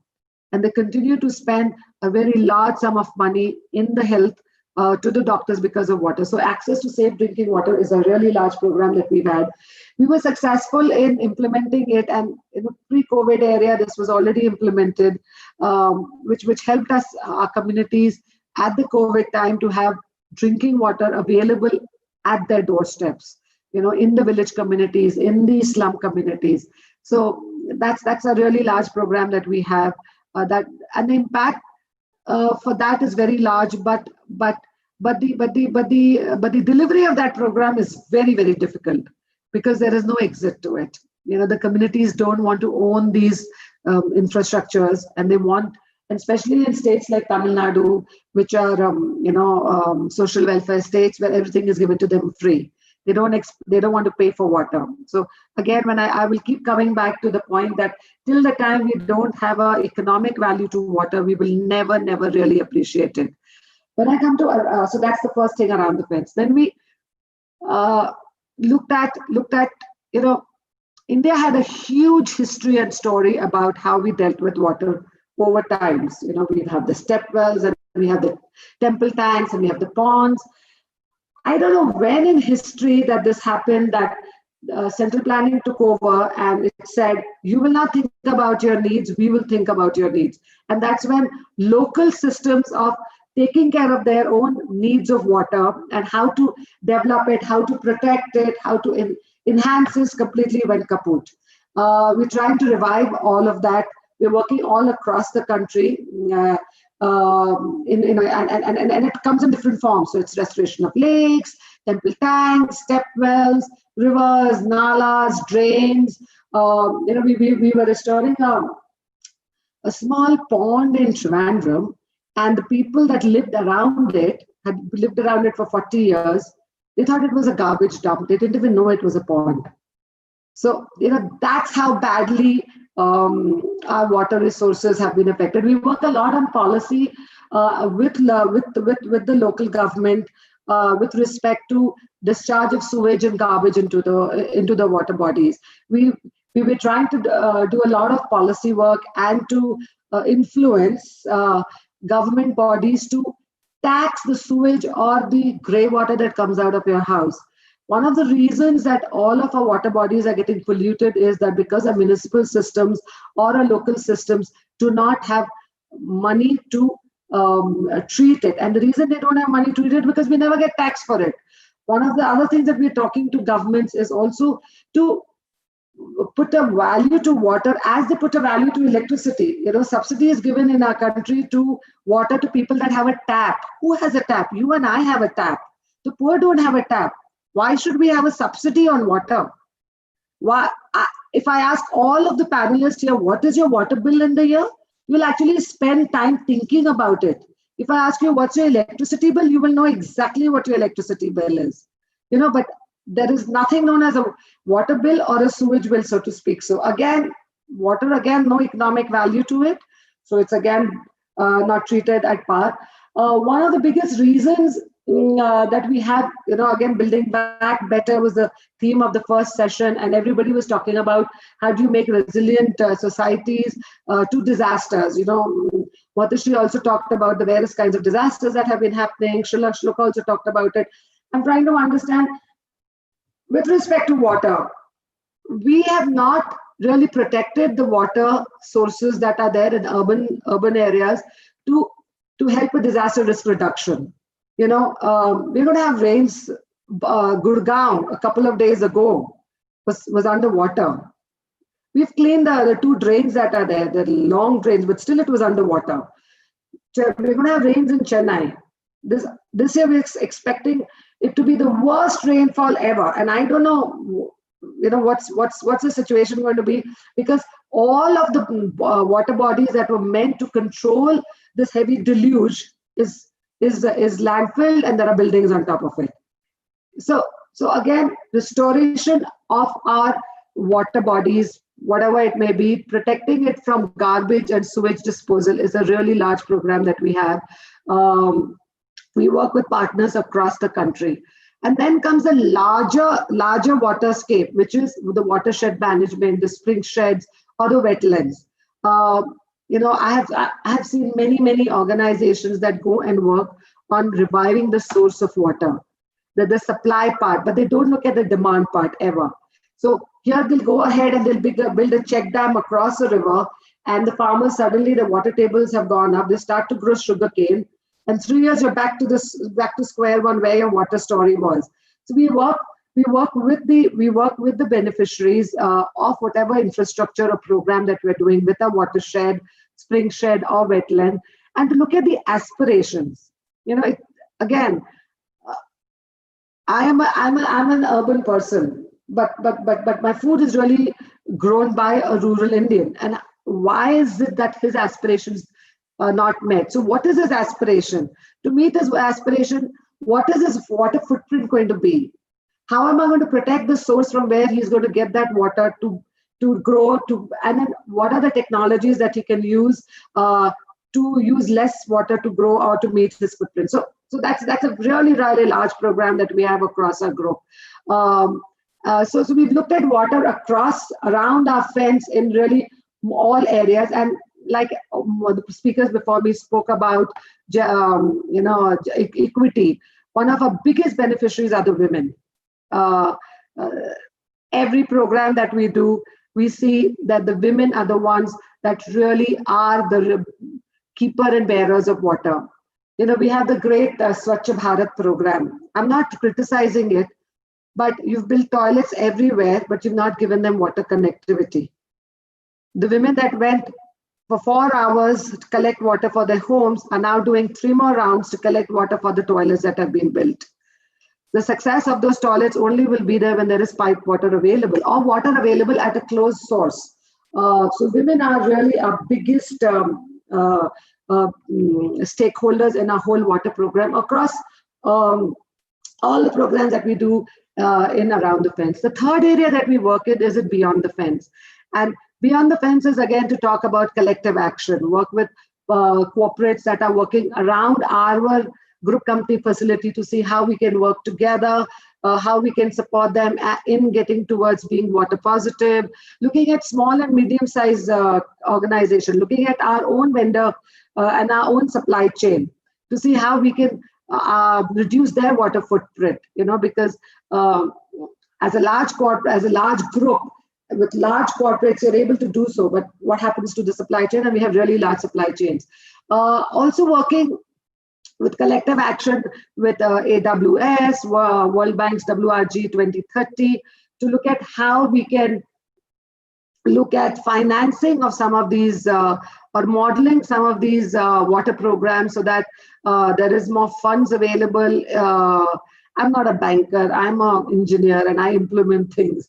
So, but really a lot of funding is needed for all of this work. So we're working with a lot of our partners in the beyond the fence area where to see how large funds can be bought, so can be gotten from other corporates or other foundations, and promising them the outcomes that they wish to have. Suresh just sends me a message. I have two more minutes, so I can go on for a couple of hours on water. But I really wanted to talk about education. One other thing that study that World Bank just to bring back resilient societies. World Bank just did a study to say that what is the effect of COVID on education? Countries like us, and especially kids in rural societies and kids who are first learners, have gone back a grade and a half. So if somebody in the village had just gone to grade 3, he's actually gone back to end of grade 1 in the 5 months of COVID. So we have a very large education program across the group, and the education program was really holistic because it had nutrition, it had learning gaps, it talked about governance, it talked about, we had music and sports, we had introduction of governments, RTI, and then that moved to skilling and entrepreneurship. And then COVID happened and the whole program just shut down. And that gave us time for a month and a half to relook at the whole program to see how can education restart again. So we've started to work again. The delivery is completely different.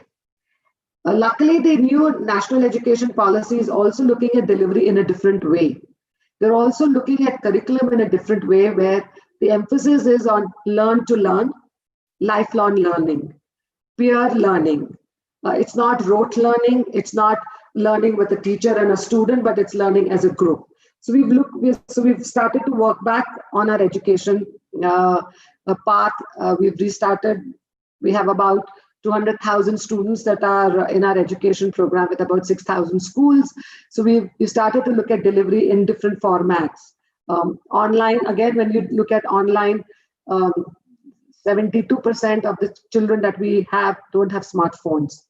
So how do you deliver education?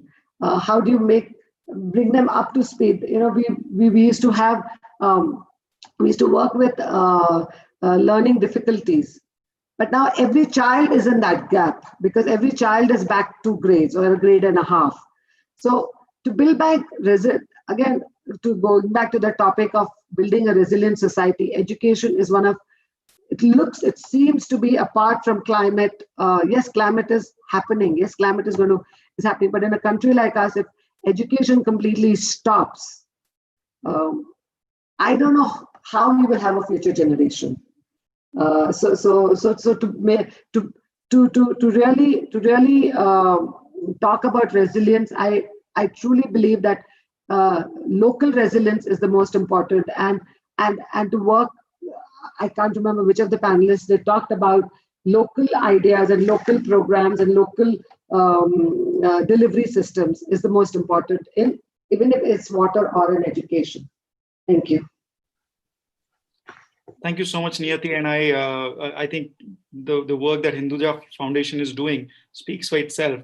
The points you made about working within the fence and around the fence and beyond the fence, I think that's a fantastic lesson for many other corporations to follow, to bring about a resilient community, which will ultimately lead to a resilient India.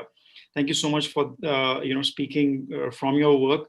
It was really fantastic listening to you.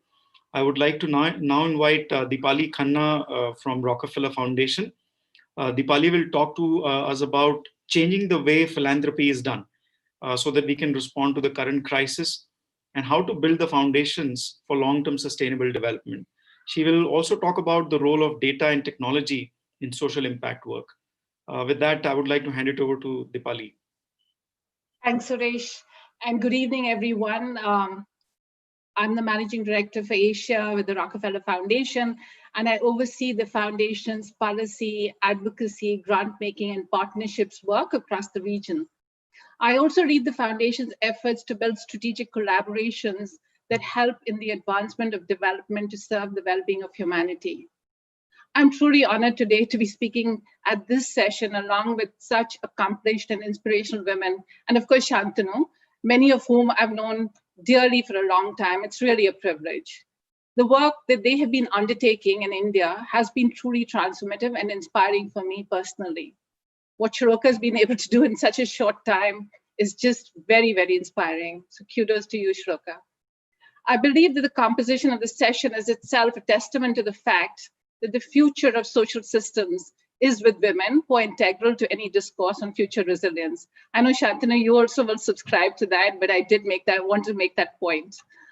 I'll be taking this opportunity to share my views about the foundation's work in creating systemic impact, using innovative approaches and how these can be essential principles to consider as we envision a more resilient India.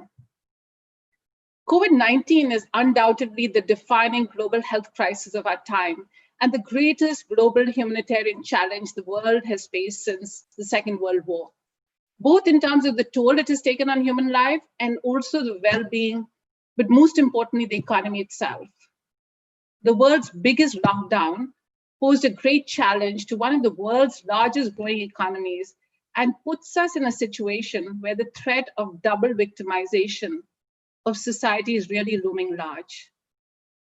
We have to protect ourselves and our communities from contracting the virus, while at the same time walk an economic tightrope to ensure stringent measures do not push large numbers of the population into acute poverty. While the toll of the pandemic has been very high in terms of lives and livelihoods, we also see it as an instance to reimagine what the future could look like, especially accelerating the movement towards greater resilience in all our welfare systems. This is also a watershed moment to reimagine what partnerships and collaborations could look like. We see the government openly collaborating with innovators in the private sector, philanthropies with each other, civil society with academia, and we know that collaborations in unconventional and impactful formats are what will define systems of the future. I know pre-COVID, all of us were aspiring to be more agile, nimble, and collaborative, but COVID-19 has shown us how it is imperative for us to be able to work together because that's the only way we'll be able to deal with the challenge. It has truly been a transformative moment for all our engagement in social or development work, especially in philanthropy, as the traditional philanthropy grantee relationship withers away to give way to symbiotic relationships where we let our stakeholders and final customers, a term I prefer to use than the traditionally used beneficiary term, be at the center of our theory of change. In this regard, I believe that the crisis has gotten all of us closer to the field. I always laud the sisters at SEVA, a network, of course, that you know of Self-Employed Women's Association, who swiftly set up on-ground networks for producing masks by the lakhs each day at the onset of the crisis. All of this started with 4 to 5 women learning how to make masks and circulating WhatsApp instructional videos to their networks. Similar is also the story of Ruby Kumari, who is a resident in one of the villages where we have been providing access to reliable and quality electricity. Before COVID-19 struck, she's running a home-based sewing school with 80 students. However, as the pandemic gutted her earnings, newly widowed Ruby got back to work while taking care of her 2 loved ones. Using one do-it-yourself video, she learned how to make masks and employed 10 women who were similarly struggling in this new venture. Stories like these are truly inspirational, to say the least, but they also sound a wake-up call for all of us in the development sector to change the way we view impact creation to be able to support them what they rightly deserve. The new age of partnerships requires a localization of a high-level thinking into the specific context and realities on the ground that they encounter. And I think the previous speakers have highlighted this as well. The strength of change-making works lies in the organizations closest to the communities we are serving. Beyond this, the pandemic has also shown a spotlight at the immense value of working to build stronger foundational systems. The task of creating newer systems that can serve as the building blocks of a socially, economically resilient world, be it strong public health systems, energy access systems, food security systems, is rife with complications due to the multiplicity of actors with their own interests.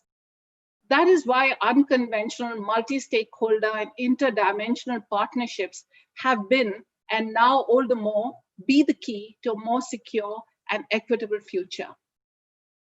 When I first started my journey with the Rockefeller Foundation's Smart Power for Rural Development work, I understood that the goal of ending energy poverty is important. What I did not know, and I'm glad I got the opportunity to witness firsthand, is that having energy access was a real game changer for the villages we were working in. New business opportunities created, existing businesses expanded, children were able to study for longer hours, women's health improved as electricity replaced kerosene for lighting, and overall the village's GDP shot up. Reliable and consistent power has proven to be a change maker in addressing barriers to economic progress. In fact, the two go hand in hand. The success was so resounding that it has inspired us as a foundation to scale this to other geographies such as Myanmar and Africa, and propelled us to launch a new enterprise with Tata Power, that's TP Renewable Energy Microgrid, with which we will bring electricity to 5 million households and positively impact 25 million lives. However, what got us there is taking a proactive approach to collaborate with every actor involved in this rather complex value chain. The cross-section of stakeholders ran the gamut from energy serving companies, technology providers, end users, commercial, domestic, agricultural, small businesses. Partnerships also expanded to engagement with state governments and local authorities. It took a consistent effort to get all these actors to agree to and believe in a common theory of change, but when we achieved it, the impact was truly exemplary. This had to be backed by a common value system and respect for our customers. This is why when the coronavirus struck, the energy serving companies agreed to keep mini-grids operational, maintaining safety protocols and going so far to defer collections from customers considering the economic situation and stress. The priority was not to make money, but to retain customers. Additionally, tariff subsidies and working capital support were provided to consumers and technology partners. On the public health side of things, we brought together experts and leaders from science, industry, academia, public policy, and government across sectors and political ideologies in the United States to create a clear, pragmatic, data-driven, actionable plan to beat COVID-19. We are in the process of carrying out similar game-changing work in COVID-19 testing in India. That is why we have invested ourselves in working with key partners in the government and industry for creating a more resilient and self-sufficient diagnostics industry in the country, the gaps in which were brought to the fore during the pandemic. At the same time, a resilient society will be based on the foundation of a strong welfare and safety net, especially for the most vulnerable. The harsh reality of economic inequalities in India is that poorer people are more likely to become infected as social distancing is difficult to implement for them. They also have less access to healthcare or even soap for that matter, and are most likely to have lost their jobs and are more vulnerable to spikes in food prices. We need to make our economics and social spending work for them. And the inclusive COVID-19 response is a stronger COVID-19 response. We know that the MSME sector, especially small micro entrepreneurs that are pivotal to keeping the economic machinery running, were unduly affected by the pandemic. We at the Rockefeller Foundation are also supporting our long-standing partner, the Global Alliance for Mass Entrepreneurship, to help preserve the struggling MSME sector through a collaborative of $100 million Micro Enterprise Stabilization Fund with other partners and philanthropies. The aim is to help micro enterprises bridge cash flow challenges and resume work with minimal dislocation. A future resilient society and nation will also be supported by the pillars for strong data and technology infrastructure and culture. For decades now, we have seen the private sector use data and data analytics, such as artificial intelligence, to improve productivity and market impact. However, most nonprofit, civic, and public sector institutions have really not been able to channelize the power of data in the same way. Data and technology can increase the speed, depth, and accuracy of analyzing a social challenge, pointing to solutions, partnerships, and innovative investments that can provide maximum impact, leading to manifold benefits to society, the most vulnerable communities, and at the individual level. At the Rockefeller Foundation, we've already been working to use the power of data and artificial intelligence to strengthen healthcare. Globally, we've committed over $100 million in expanding precision public health to use predictive analytics to prevent rather than respond to health threats. To do this, we are leveraging big data on the social determinants of health, starting with women and children. As data and emerging technology have empowered many industries, we're also looking forward to seeing tools like these play a much bigger role in public health systems. We've also been supporting the International Innovation Corps and the University of Chicago Trust in their work with various government departments in building robust digital systems for emerging technology integration into public health systems, as well as propelling the movement towards open data. We're also working with UNDP and Asia Venture Philanthropy Network to engage leaders in the government and civil society to incubate experimental ideas, leveraging the power of data for the next generation of effective governance and welfare. To close, I called upon you all to reflect on opportunities to transform structures to attain a better status quo. The pandemic has also brought us to the precipice of unanticipated transformation, and I hope that we're all able to work together in likely and unlikely partnerships to create a more resilient and equitable India for the current and future generations. Thank you. Thank you so much, Dipali, for your wonderful thoughts. First of all, I totally agree. Future of social systems is with women. It's evident from the panel today. And I also agree that we need to have solutions that ensure lives and livelihood. And your point on multi-stakeholder and interdimensional partnerships being the future of development work, I couldn't agree more. And then finally, you highlighted the role of data and technology in building smarter public health systems to administer health services at scale. And we already are facing a public health crisis, which has challenged our public health system. So very valuable insights and remarks there, Dipali. Thank you so much for joining us there. I would now like to turn to Shantanu Mitra, who is leading the work. He's the senior climate advisor for the FCDO of the UK government. And UK government has been one of the prominent agencies promoting India's development agenda, aligned with bilateral relationships between UK and India. Shantanu is going to highlight the role of bilaterals in enabling an inclusive and resilient recovery. Over to you, Shantanu. Thank you, Suresh. And I'm delighted to be sharing a panel with so many impressive women. I'm only sorry I stopped it from being an all-female panel, but I'm grateful to be on it anyway. Thank you. As Suresh said, I should just clarify, I'm going to be speaking from a somewhat different perspective, that of a government agency. And just in case people aren't aware, the FCDO, the Foreign Commonwealth and Development Office, is a new ministry within the UK government. It was formed from the merger of the Department for International Development, which I previously worked for, and our Foreign Office. I don't want to dwell too much on programs we're doing, but I want to give some of my reflections on some of the long-term challenges and the role which partners like ours and others can play internationally.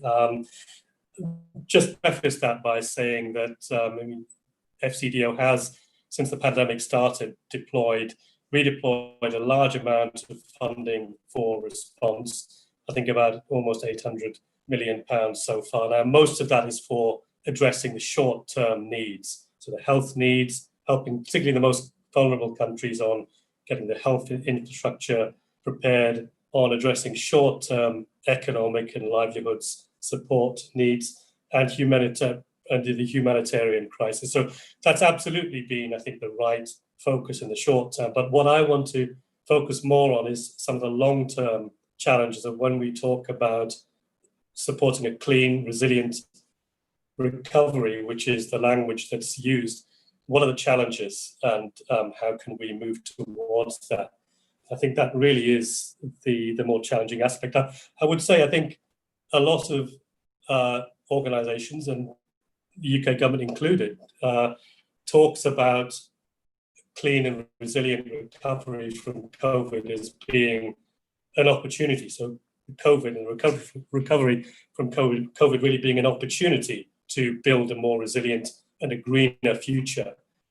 I think positive narratives are important and they have their role, but I think we also need to understand the ground realities that actually it's perhaps more of a challenge than an opportunity. And perhaps when you look at the prospects for a greener future, is it more positive or is it more challenged now because of COVID?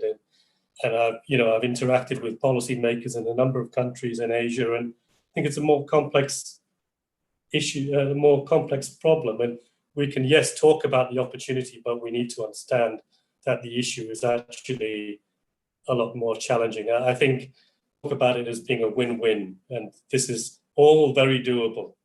But I think we need to understand there are certain assumptions underlying that. One is that there are interventions, investments, and policies which exist, which can be availed of, which can both support the recovery from COVID and those really critical humanitarian livelihoods needs, addressing the most vulnerable groups, but at the same time as addressing the co-benefits of a clean and resilient future and climate change.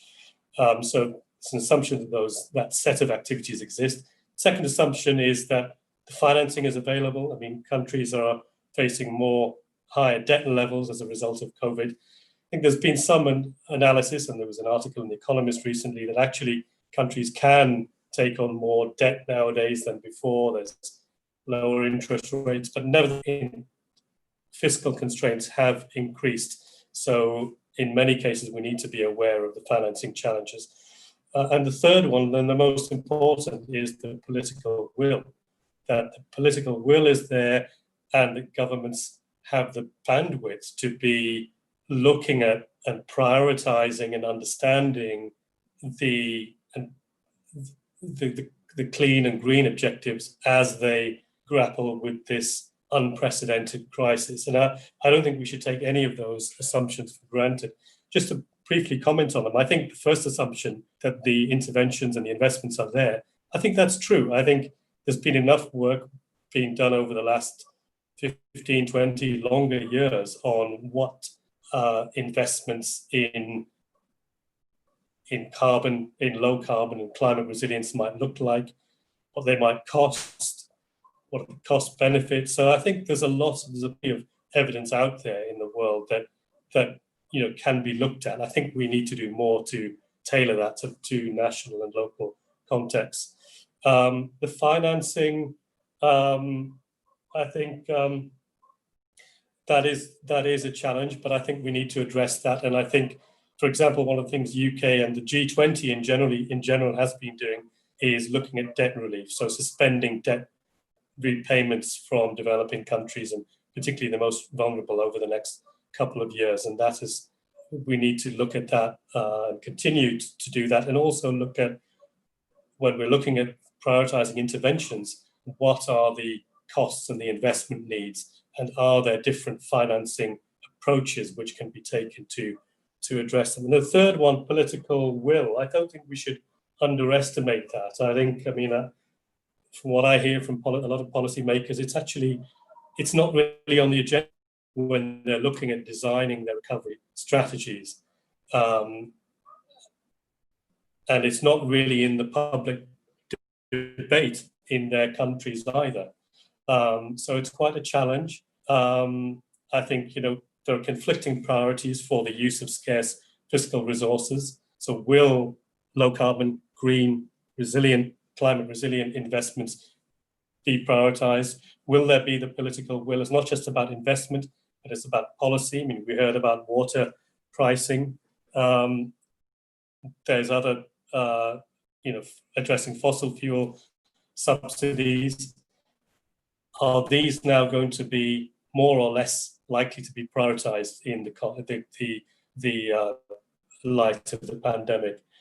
I think we're already seeing some evidence that in some countries that there's less willingness and perhaps more resistance to enforcing or introducing new environmental regulations or enforcing existing ones because of fears that this will slow down the economic recovery. So we have to understand all the political constraints. I think, I had just to give an example, I had an interesting conversation with policymakers in Pakistan, and one initiative they're looking at in bringing on stream is what they call the Billion Trees Initiative. So this was already a program which has been developed, which was in the pipeline. So it's one that can be quickly brought on stream. It's shovel ready. It has strong political buy-in from the Prime Minister. They're looking at how they can actually use that to create a lot of jobs. So making it even more labor intensive by using more labor intensive approaches and techniques. And thirdly, looking at debt for nature swaps as a financing. So it's just an example of how these issues and approaches can be brought together if there's political will. What I would say is, in terms of addressing these issues for an organization like the UK government, probably our role is to support the generation of evidence and analysis and supporting partner governments in ensuring that there's an informed debate about the choices and how can they identify and prioritize interventions which both address the climate and sustainability objectives as well as the short-term objectives of inclusiveness, of job creation, economic multipliers, so that where the green stimulus packages that are adopted are ones which actually do serve those objectives and do not lock us into high carbon futures.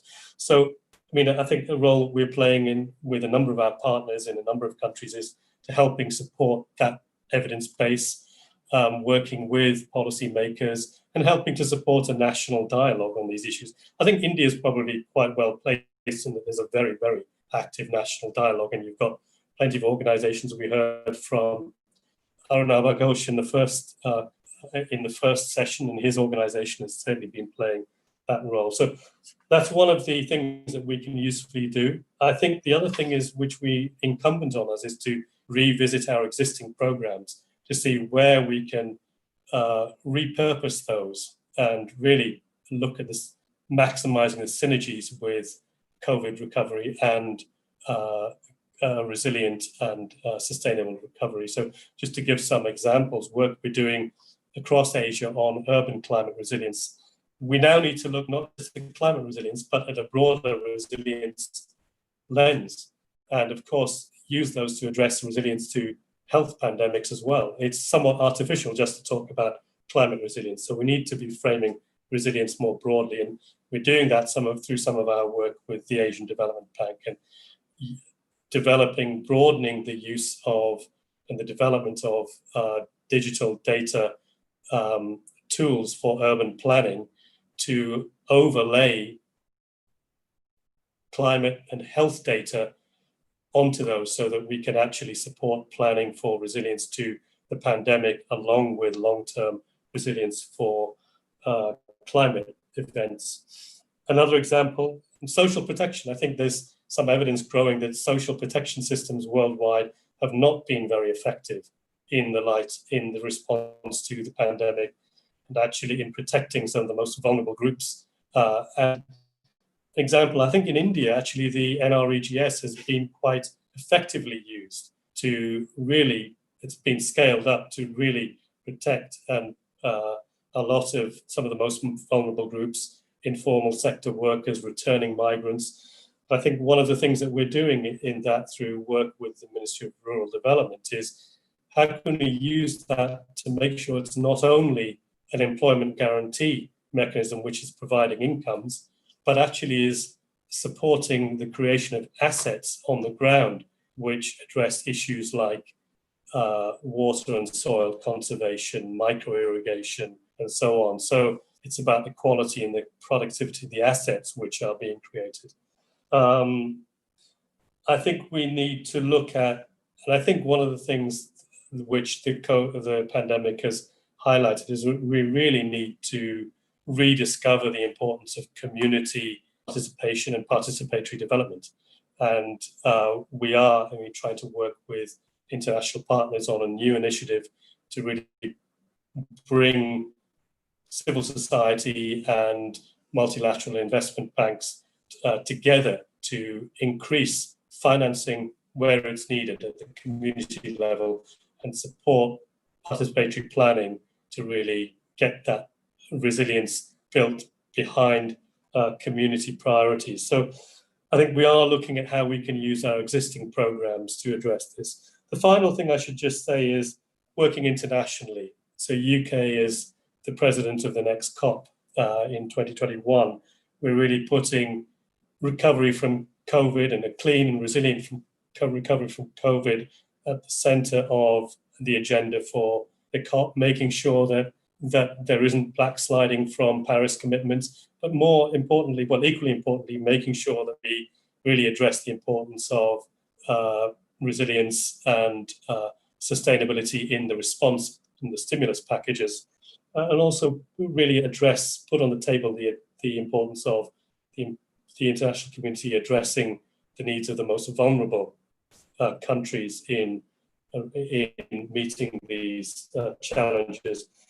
We're also working as part of the Finance for Development initiative of the UN to put the COVID recovery very much on the agenda, and that's going to be reported to the UN this month. And very much working with the multilateral partners and the IFIs to ensure that they are part of the solution. I mean, they are very important in many countries, less so in India, but many countries in financing and designing recovery packages. So we want to work with them to ensure that they're putting sustainability at the heart of the recovery packages.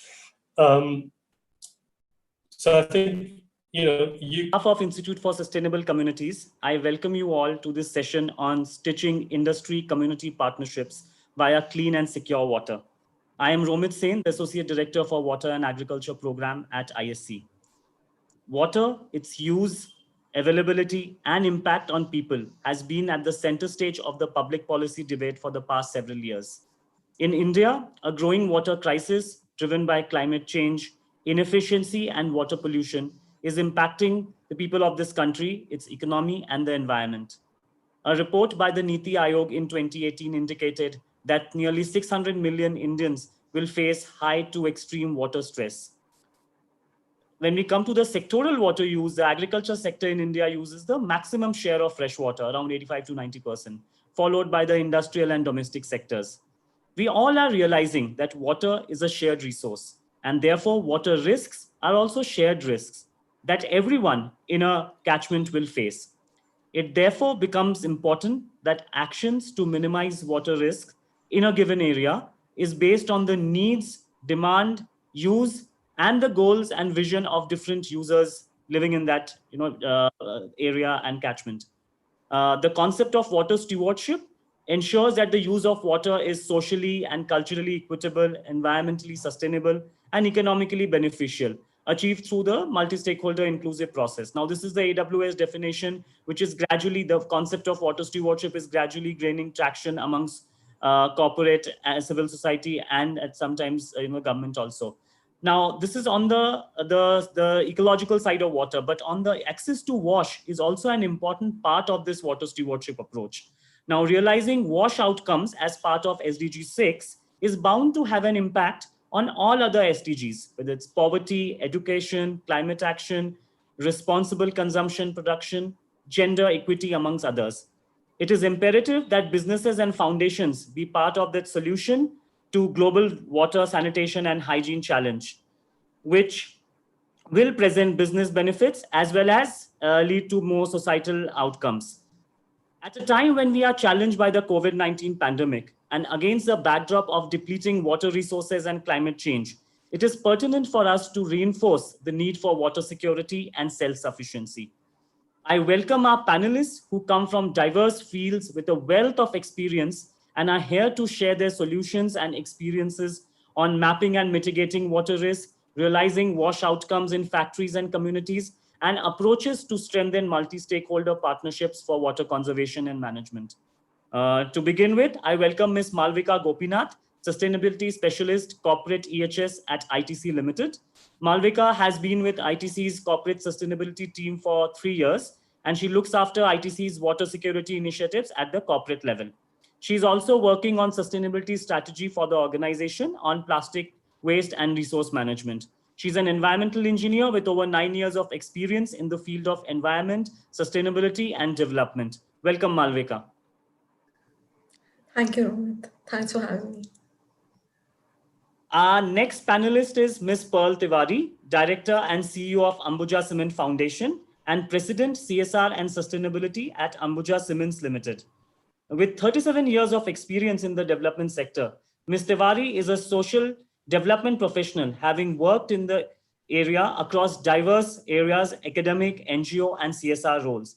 A postgraduate from Tata Institute of Social Science, she's completed the Executive Education course in CSR from Harvard Business School and the Management Program in Sustainability from the Stockholm Institute in Sweden. Pearl joined Ambuja in 2000 and ever since has been at the helm of nurturing Ambuja Cements Foundation that has expanded into a team of 1,000 development professionals with program across 45 districts spanning across 11 states. Under Pearl's leadership, Ambuja's CSR efforts have been recognized widely across national and international, earning national and international awards for CSR, water management, and skill development. Welcome, Pearl. Thank you, Romit, and hello, everybody. Our next panelist is Mr. Ajit Radhakrishnan, Senior Specialist at the World Bank and the Country Coordinator for the 2030 Water Resources Group in India. The 2030 Water Resources Group is a public-private civil society partnership of the World Bank Group. The 2030 Water Resources Group drives innovative public-private sector participation in service delivery through multi-stakeholder platforms, working with state government, national government. It has helped design and roll out impactful initiatives targeting water use efficiency, water reuse, private sector participation, and innovation. Ajit holds an advanced double graduate degrees, a master's in agriculture management and a master's in public administration. He was a Fulbright Fellow at the School of International and Public Affairs, Columbia University, New York. Welcome, Ajit. Thank you, Romit. Glad to be part of this panel. Our next panelist is Mr. Laurent Arnon, Private Sector Advisor with WaterAid. In his current and previous role, Laurent is focusing on the development of partnerships between private sector and NGOs based on shared value and aiming to leverage the non-financial value of the private sector in areas of sustainability, influence, and advocacy, including broader impact working with supply chains. He currently leads the Business Case for WASH project, a research aiming at demonstrating the business value of WASH interventions in workplace, communities, and supply chain. The results of the research will drive greater corporate action on WASH and supports its embedment in business sustainability strategies. Welcome, Laurent. Hi, everyone. Good evening. I'm very pleased to be with you tonight. I also welcome our delegates who have registered for the conclave and are viewing this session online. I'll request you to put in your questions in the Q&A tab, mentioning your name and also the name of the panelists you would direct this question to. Thank you, everyone, and welcome. I now call upon Ms. Malvika Gopinath to speak about ITC's water stewardship journey. Malvika, over to you. Thanks, Romit. Aarti, can you please share the screen?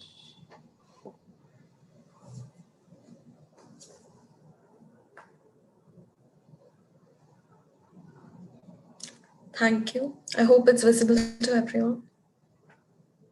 Yeah. I'll very briefly take you through the water security journey at ITC. Next slide, please. So as most of you must be familiar with ITC, it's India's one of largest private sector companies, and we have a diversified presence in FMCG, hotels, packaging, and agribusiness. Next slide, please. So because of this huge dependency on agri raw material, we realized quite early on that water risk it is a very important risk for us, water related risk, because of our huge agri operations as well as our direct operations in more than 60 locations across the country. So we started looking at, as Romit earlier mentioned, water does not exactly follow political boundaries or administrative decisions. So the only sensible way to look at water security is at the watershed levels. So we started this approach as early as early 2000s. And currently our watershed projects extend over 11 lakh acres across the country, around 15 states at present. Next slide, please. Next slide, please. Yeah, thanks. I'll just very briefly tell you about the approach we take. So we look at both the demand side and supply side of water and at the watershed level. Within the fence, this is quite straightforward. You look at internal water audits, optimizing your utility and process water requirements. And on the supply side, this essentially means your on-site aquifer recharge, rainwater harvesting, etc. That's more regulatory at this point. But the bigger quantum of the work, it happens outside, beyond our our operation. So this happens at the watershed level, where we consider the supply side management is again more straightforward because you carry out hydrogeological assessments, hydrological assessments, you map the water resources in the catchment, you understand the aquifers, the environmental flows, identify the recharge zones, and you come up with engineering-related solutions, engineering-based solutions for recharge and harvesting and restoring e-flows. And so initially our focus was more on the supply side of things at the watershed level. But after a point, we realized that since most of our operations are in the rural catchments, we realized that the primary water users in this catchment are agricultural farmers consume most of the water, more than 90% of the water in most of these locations, and the irrigation efficiencies in most of these places are quite low. So we realize that if you actually have to contribute towards the water security of a catchment, you have to actually work with the primary water users, improving their water use efficiencies. So we started working on the demand side management at the catchment level a little later, but we have realized that the maximum benefits can be accrued by working on this. Next slide, please. I just highlighted this. Next slide, please. So I'll just briefly take you through a case study of our PSPD, our paperboard factory in Kovai, Tamil Nadu. So this is a paperboard factory which uses post-consumer reclaimed paperboard to make cartons. So this, the factory essentially obtains its water from upper Bhavani River Basin, and the catchment has its own water-related risks, mostly from climate change, unplanned usage, and also groundwater levels are rapidly declining in the basin. So in 2005, we worked towards developing a watershed management strategy for this catchment. This was a collaborative multi-stakeholder approach. So WW of India was a knowledge partner there. Romit actually played a very big role in this project during his days at WWF. So we started with a hydrogeological assessment of the catchment, and we mapped out all the water resources, the boundaries. We identified a priority area of 20,000 hectares, which consists over 140 villages. And based on the study, we started working towards the supply side by creating water harvesting and recharge structures in the identified areas, rejuvenating and maintaining the traditional water harvesting structures. And also started working towards the demand side management. This is a place where farmers largely grow banana and coconut, and there was scope for huge improvement in irrigation efficiencies. So sometimes this meant that introducing them to new technology, sometimes it meant that even if the technology was known to them, they did not have access to it. So it meant tying them up with the right government schemes or subsidies. Next slide, please. Yeah, thanks. So both these supply side and demand side management are two important components when it comes to watershed water security at the catchment level. But there is one third very important component, which is water governance, without which the other two will essentially fail to deliver what they intend to. So this is one thing which ITC makes sure that it works towards every time we work on a catchment. We ensure that we work towards improving the water governance in the region. Water is again a very local topic. It's very context specific, and water governance in this country also varies from place to place, state to state, districts.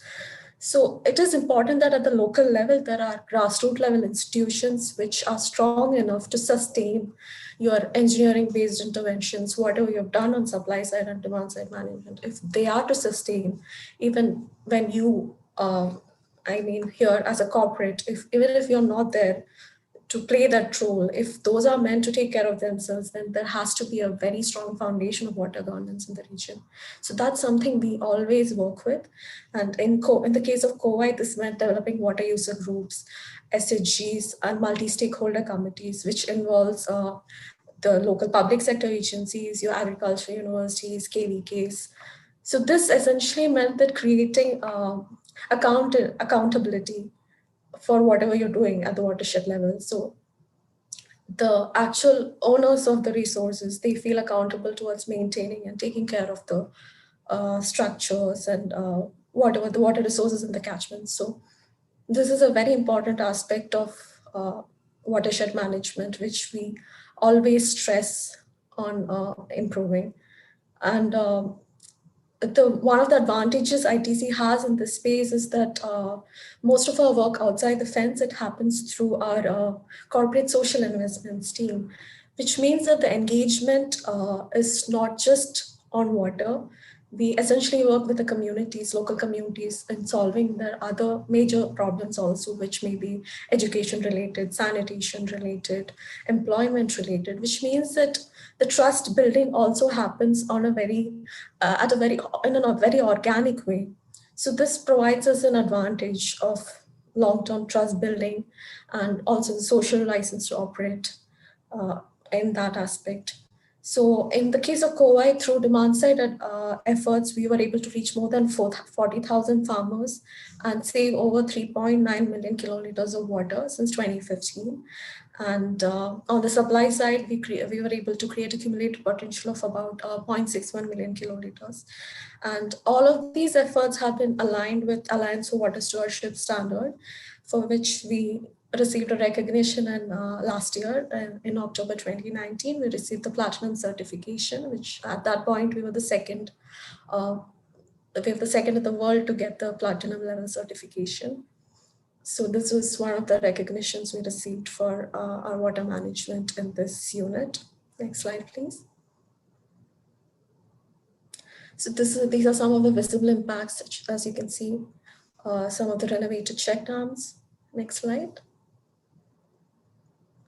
These are some of the renovated farm ponds and some of the loose boulder check dams which were created since 2015. Next slide, please. So again, water security is a long-term commitment. So you can't just create structures and be done with it. We continue across our areas, especially of high water stress locations. We continue to work through our water stewardship approach already in locations where we already carried out significant interventions like Kowai. We are currently creating a framework so that we can assess the efficacy and efficiency of what we have already done, because that is also important to understand that you're on the right path, and if required, you have to make course corrections also. So that is what we are working on currently. We're working towards designing monitoring systems and stations for measuring the efficacy of these engineered interventions. And also, obviously, ITC is just one company, and India is such a large country. For there to be long-term water security across the country, it is imperative that we work on collaboration, work via collaboration through partnerships, and as much knowledge sharing as possible. That's all from my side for today. Thank you. Thank you, Malvika. It's encouraging to see how ITC has based a lot of its work on sound research and understanding of the hydrology and geology. Yes. Just have a very I believe that's the only way. Yeah, that's. I just have a very quick question. If you could briefly respond to it, that a lot of this certification process requires a lot of data collection, report keeping, and validation. Now, for the benefit of our users, if you could just say that what systems did ITC put in place, both at the corporate and plant level, to ensure that all this is done as part of the preparation for the certificate. Okay. Briefly and quickly. Okay. Yeah. So AWS standard, as you know, it's quite elaborate, and it is sort of open to interpretation based on the user. So it's a little difficult pinpointing what comes under what indicator. I understand that. So what we essentially decided was that we will not create any parallel systems or processes for this certification, because certification is only one part of your water stewardship journey. So that cannot be the goal. We will align our efforts towards it. So what we did, our units, most of our units have their own EMS systems. So we aligned whatever we already have. We did create an AWS committee at the plant level, which drew its members for the internal unit. It drew its members from the utility teams, the factory manager, all of they formed part of this internal team, while that was happening outside. This included the HR team and the corporate social investments team. Both of them already have their protocols and systems in place. What we essentially did was map these to the indicators, which meant that these will continue happening even if you don't actually create extra. And it becomes cumbersome also for them, right, the people who actually do the work on the ground. So that's what we did. Anyway, the corporate social investments have their own protocols for considering what to spend where. So we basically, all we did was mapping them towards a Sure. Yeah, that makes sense. Without, increasing the burden and adding an additional layer, it's how you use your system. So thanks a lot, Malvika. Yes. I now call upon Ms. Pearl Tiwari to share the approaches and results from Ambuja Cements Foundation work in ensuring the sustainability of water resources. Over to you, Pearl. Thank you, Romit. Just to introduce ourselves, I represent the Ambuja Cement Foundation, which is a corporate implementing foundation. So we were started by the Ambuja Cements company way back about over 25 years back for engaging communities directly around the manufacturing sites of the company. It's another story that while we started in one location, we've today moved to about 44 districts, all the places where Ambuja has its manufacturing sites, and many, many beyond that as well. It's been a long journey with a very modest start. Actually, we started in about 5 to 7 villages around our first mother plant, as we call it, which is in the state of Gujarat, in a coastal close to the Gir forest. To put a context to this, Kodinar, this is the place, was a sugarcane belt. There was over-exploitation of water in the early 90s. We are right, so the site is right between the Gir forest and the Arabian Sea. So you had cyclical droughts, you had intensive rainfall for a few days, but complete runoff of water into the Arabian Sea, and a huge amount of salinity ingress. So we had salinity which had seeped in from the coast to about 15, 17 kilometers. And so all those villages on the coast were really saline villages with no water quality or quantity really. And obviously the result of that was that it was one monsoon crop that they took. And so the post-monsoon crop, and the quality of water was, so the TDS was as high as 4,000 to 5,000. So there was really no potable drinking water, and people relied only on drinking water tankers, which the government sent at that time. And we realized that in the foundation that if we had to work with prosperity for this community, there was no way we were going to be able to do it without addressing the issue of water. And that's how our water journey really started. But right from the beginning, we thought that the approach we would take was to really put the people in the center, and without community participation or building that ownership of resources that they themselves would bring in and actually build, we would not be able to do much. So we did listen to a lot of traditional wisdom. We did learn a lot from the communities. We were able as a result to revive many of the structures that existed in India, decades ago, which were forgotten. So the roof rainwater harvesting structure, Khadeens in Rajasthan as we went on later, spring shed in the Himachal region, and so on and so forth. But what we did with this traditional wisdom is that we really married it with our own technical and knowledge that we could bring in, and the managerial skills.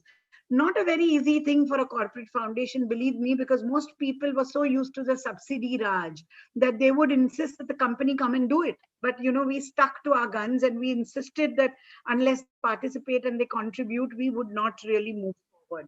And while we did this pretty well in the first 5 to 7 villages, we realized very early that if salinity was such a big issue in the area, if we wanted to impact the government to really bring in the right kind of models, we will have to create that model. And we couldn't do it all as a company. So we started looking around, and we were able to impress upon the Tata Trusts in those days to support us to extend that project to about 25 villages.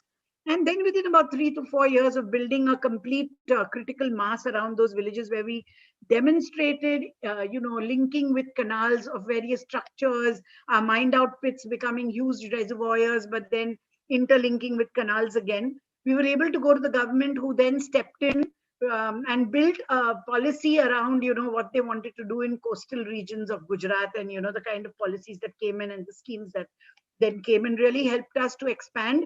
And today, of course, in just that one region in Gujarat, we are in over 550 coastal villages where we worked on both the demand and the supply side, as even Malavika mentioned.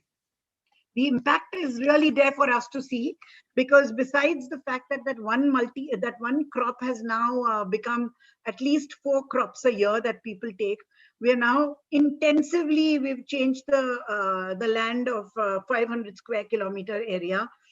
There is sugarcane, groundnut, there is a lot of vegetable, and there is the Kesar mango, which we talk about so wonderfully, which is being now exported from that region. The salinity pushed back by about 8 kilometers with all this, water-related work that we were able to do along with the government through the tidal regulators and a very large number of structures, really. The incomes have risen tremendously. More than that, the water table has risen in some areas as much as about 12 meters. So that's been a large rise there. We now have right in the center of everything, water management committees, farmer producer organizations, because as we worked with the demand side, we had to work with the farmers, put them in small groups, 30, 35 farmers, called them learning groups, and made them really drive the whole agenda forward. Today, when it comes to something like drip irrigation, which we are doing with the government there, with the GGRC, which is the Gujarat Green Revolution Company, and for that matter, even in the other regions where we now work, so in Rajasthan, which is arid, in the Himalayas, which is hilly. So we've really worked on water in a variety of geographies now, and developed models which are appropriate for that particular site, and then increased it within those districts around. So it's a matter of demonstration, training, capacity building, adoption, scale, but we do it with peer educators. So we really take the farmers themselves, we take the local communities themselves, develop their capacity and help them to help us to extend it much further. So we've also had a lot of innovations. So for example, in the cotton belt in Rajasthan where we work, we had to do supplementary irrigation, and we brought in a whole irrigation model of alternate furrows irrigation, where we are able to save about 30 to 40% of water. Apart from the drinking water solutions, which came from things like roof rainwater harvesting, may sound like an expensive thing to do at one time, but considering that the community literally participates with about 40%, it really costs nothing if you look at it as a perennial supply of water forever. So the whole idea was really to use the community, put them in the center, and to work with them to design, project manage, as well as monitor the entire system. And as one point that I really want to bring is that, you know, as we were working with drinking water, one has got to always think about source sustainability. So really, I mean, you can't really work, it has to be a multi-layered system. These are fragile areas, they've been long impacted. All women have done is really fetched water. And, you know, if you really want to bring in drinking water, which is what we've done, we've had to do a variety of things. So we've looked at ponds, we've looked at roof rainwater harvesting. We've also now, we're also working in about 80 villages currently, where the government is bringing in water through pipelines. But our job really is to do that distribution of water equitably, to make sure that everybody in the community really has access to that water. And again, this cannot be done without the people themselves. So it's about recharging an entire area. I've had a lot of discussions in the past with some corporates who now want to start working on water and want to work in one village or in two villages with water. And I keep saying that there's a water table here, and you really got to look at an entire watershed or an entire region if you want to really make a difference to water really. So really it's about this multi-layered system. It has been a learning for us. In the last few years, we are looking a lot at developing community water surveillance. So really looking at training the community to manage the quality of water, test it, and to keep on maintaining not just the quantity of the quality of water as well. So it's all about really creating ownership, building capacity, and monitoring and taking care of their own resource with just us as facilitators in the backyard. I'll stop here for now, Romit. So this was really our approach. Yeah. Yes. Thank you, Pearl. And it's very heartening to see how communities were integral. And secondly, how you quickly moved from water to livelihood. Because if you, I mean, you know, like these two are so intrinsically linked, you know, with the development, you know, whole aspects of water, livelihood, and institution, something that, you know, Malvika also elucidated on the governance side of it. I have a quick question for you. And if you could, you know, briefly enlighten us on, you know, women play a very important role in managing water, taking care of the household, and in farming operations also. So while you spoke about, you know, the engagement, if there are anything, you know, very briefly, if you could touch upon what has been your approach to enhance engagement and participation, and more importantly, decision-making ability of women? So really, the way we see it, Romit, is really that we try to see the whole issue of water through the women's lens. And I'll give you some examples here. So, you know, if you talk about roof rainwater harvesting structure, it costs a certain amount of money that we expect the community to also, I mean, participate for their individual household water tank. And invariably, if you just talk to the men of the family, you know, they'll talk about putting this underground tank, you know, in a place under a tree where they sit. But if you talk to the women, they'll say that they want this tank right next to the kitchen, because then that's what works for them. So it's women who really are central to water, and really we have to see water completely from a women's lens. And that's something that we've learned. And just like Malvika said, you know, our foundation really works on the issue of prosperity. So water is one of our major verticals, but livelihoods is a big one. And we work with women across all the sectors in which we work. So really, women are really central to everything we do. We've also ensured now that in all the watershed committees or in any local level committees, we have representation of women in that as well. So when we have, it's very strange, but even in livelihoods, in the agriculture livelihood space, you will see in some states more women working on the farms. But when you have a training program, they'll be on all men farmers. And when you say farmer, the whole connotation in everybody's mind is a male. So, we've kind of tried to change that gender perspective within the community, and we are ensuring that we have women as trainees. In fact, even in some of our other verticals, skill training today, we are doing a lot with women right in the center. So we have some women who are now welders and, electricians, and changing the entire discourse of what women can do in the community. Apart from the fact that you talked about WASH. And again, when it comes to sanitation and hygiene, if you put women in the center and look at it from their lens, there's far more demand created rather than people coming and building toilets. I mean, we haven't, honestly, in any of our geographies, we never invested when Swachh Bharat happened in the toilets ourselves. The toilets came from the individual. We invested in the community-led approach of understanding, creating the demand, and we did this all through the women federations we have. We have large women federations. So we have 7,000-8,000 women in a federation in many of our locations. And they are really central to everything. So I'm glad you asked me that, because women are really central to water and we can't just forget.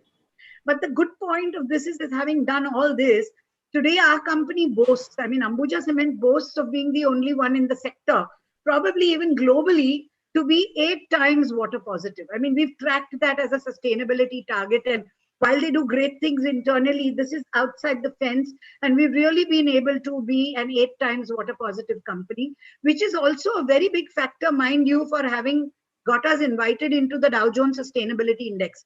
Incidentally, in our sector, we are also number 4 and the only company in India in the water in the DJSI, global DJSI. We are ranked 4 at the moment, trying very hard to get to the top 3, but I know we are fighting with some very tough players. But yeah, so really all this really matters to the company. So while the company continues to support it, the community, it's a win-win really for everybody. And it's this working together that has really worked. Sure. Thank you.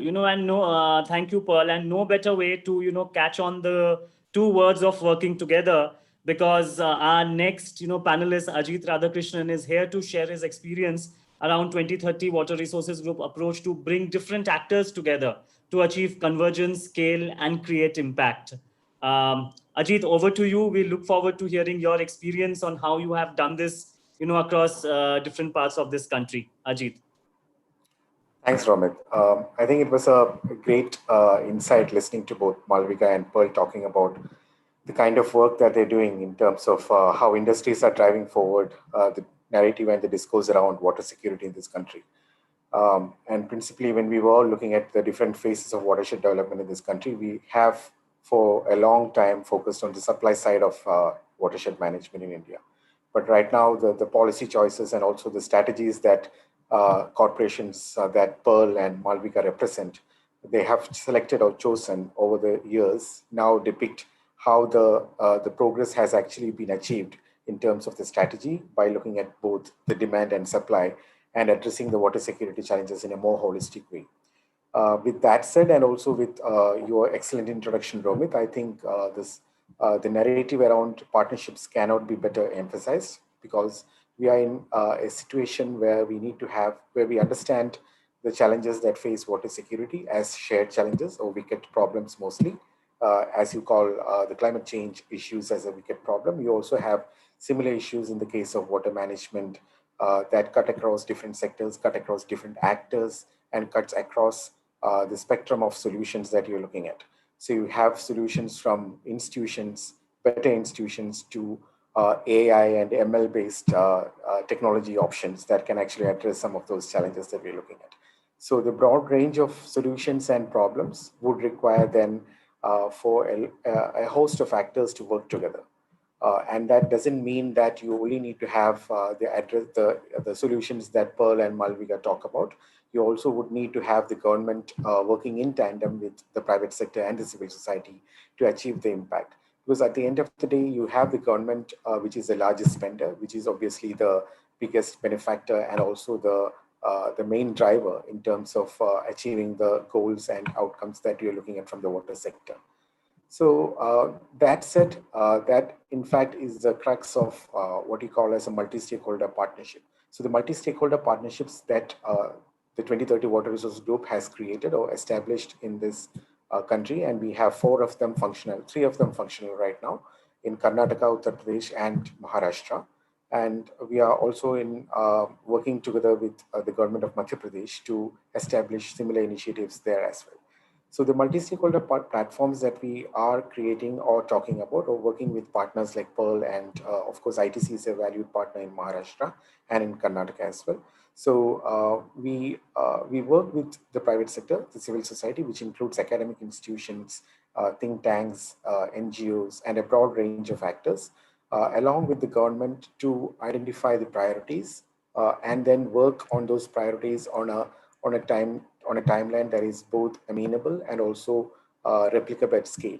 So we are not looking at the government, and with all these stakeholders, we probably do not need to look at pilot scale projects. What we need to create is impact at scale. And for that matter, you have the biggest stakeholder there, which is the government. So from our perspective, the achievements have thus far been about, in the case of agri-water use efficiency, we have created the largest, Asia's largest automated micro-irrigation scheme in Karnataka, which covers 26,000 hectares, covering 15,000 farmers in one go. So I think the narrative here is to move away from an individual subsidy-based, again, the one that Pearl mentioned before, how subsidy-based systems are actually the obstacles when you actually talk about scale. So you achieve scale when you cover an area, when you saturate in a model with the kind of scale that you want to achieve from landscapes. So we are talking about landscapes of the scale of 26,000 hectares. Again, in the case of Maharashtra, we've been working with ITC to improve the water use efficiency in 98,000 hectares. So this is again the kind of scale that the government wants to look at and to create the impact that you really want to see for a change to happen and for the farmers to believe in the change that you need to actually propagate on the ground. So the multi-stakeholder platforms are at the center of these changes by working across the departments at one level. So at the government level, you have the chief secretary chairing the multi-stakeholder steering board, and which has got all the line secretaries as part of the membership of the multi-stakeholder platform. Then you also have the major stakeholders from the private sector. Like in the case of Maharashtra, we have ITC joining in the command area workstream. We are also in discussions with Pearl and her team on how to work together better. So we also have a lot of these stakeholders from the private sector businesses who have proven themselves in areas that are actually needed for the government when you're looking at implementation. So bringing together the good practices of different sectors and also different business models that can work at scale is something that has clicked for the multi-stakeholder platforms. Now, with all these things, I think the multi-stakeholder platforms, as we call it, are not just informal platforms. So these are formally constituted government-backed platforms that are backed by government orders, in which there is a mandate for the forum or the platform to look at certain priority issues that need to be addressed. So in most cases, what has happened is that there has been a precursory hydroeconomic analysis that looked at the different issues on the ground, and then also looked at the solutions and the cost that goes along with those solutions. So based on the multi-stakeholder consultations, then the priorities were identified, and then that's how the platform looks at problems and looks at solutions to approach from that perspective. Now, across the board, you have agriculture as a principal sector that uses water. So agri-water use efficiency is, of course, one of the major sectors that you're looking at for innovation. Then you also have new challenges that are emerging from industrial water and urban water. So here you have a narrative that is largely centering around wastewater reuse. How do you enhance the recycling efficiency of wastewater in the case of industries? Can there be business models that can be looked at when you're talking about wastewater reuse in agriculture? Can there be better options for wastewater reuse in industries that can bring down the business cost and also increase the profitability by also adjusting the risk calculus from a climate change narrative? So these are largely the broad points that the MSP or the multi-stakeholder platforms look at by working with the different stakeholders.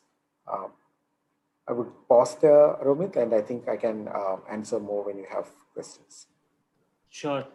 Thank you, Ajit. And, having been part of the Maharashtra Cotton Water Platform as ISC last year, I have seen that one unique aspect is how the discussions is always evolving. So while, like something that, came up, say, a year and a half ago, how this has evolved. So this constant learning and this whole, receptive approach that the platform has, I think, is a great, aspect.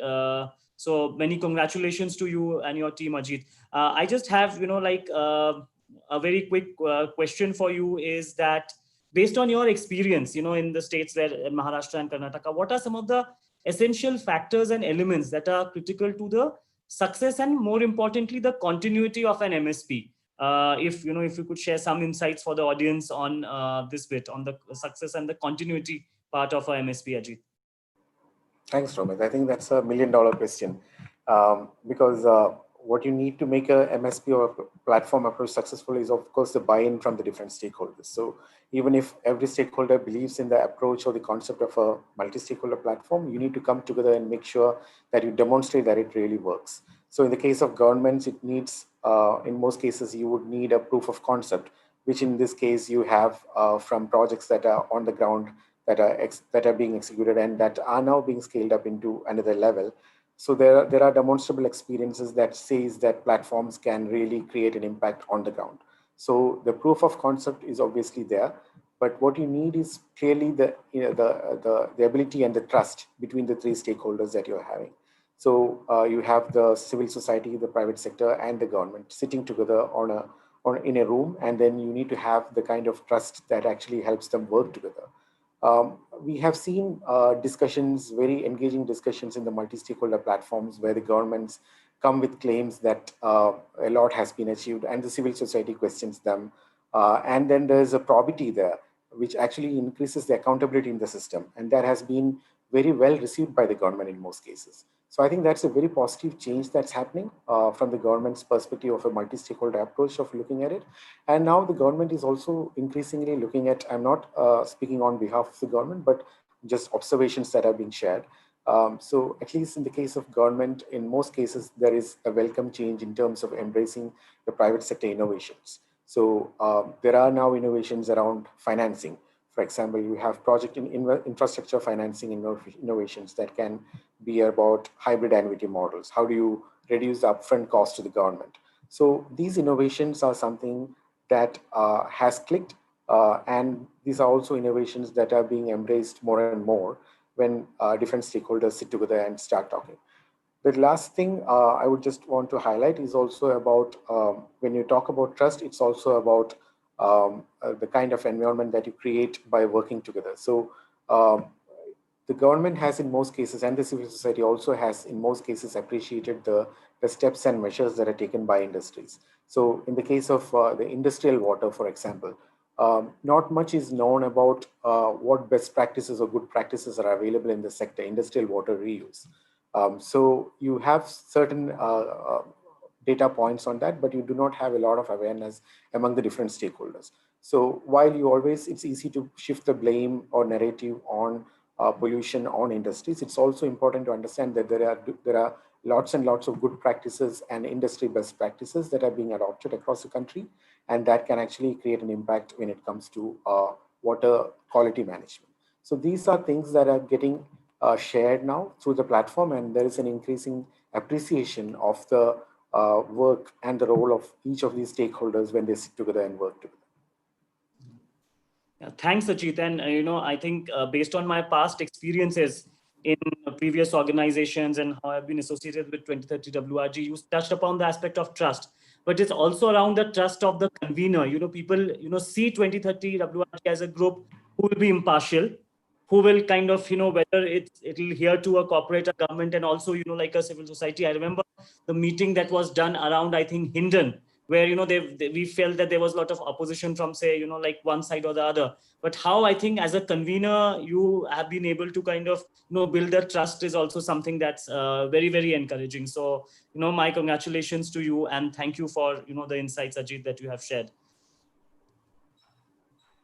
I now move on to our final panelist, Lauren. He will share with us the business case for WASH framework, which is an interesting framework to measure the return on investment on WASH. And I think what's important is that, how you could use this framework to guide the strategy and implementation. Lauren, over to you. And I'll request Aarti to share Lauren's presentation. Thank you very much, Romit. And yes, so Aarti, if you can put up the slides. Awesome. I think it's coming. So thank you very much, and thank you for this invitation of being on this panel. I'm very honored to have the opportunity to join this conversation. Even more, hearing the story and the cases of the different companies that have been talking during the panel. So it's very inspiring as well to hear about the good work and the project that have been implemented. Before starting into the business case and what we are actually doing, maybe I can share some information about WaterAid and what we do. I don't know if everyone is familiar with WaterAid. So that's on the next slide, please.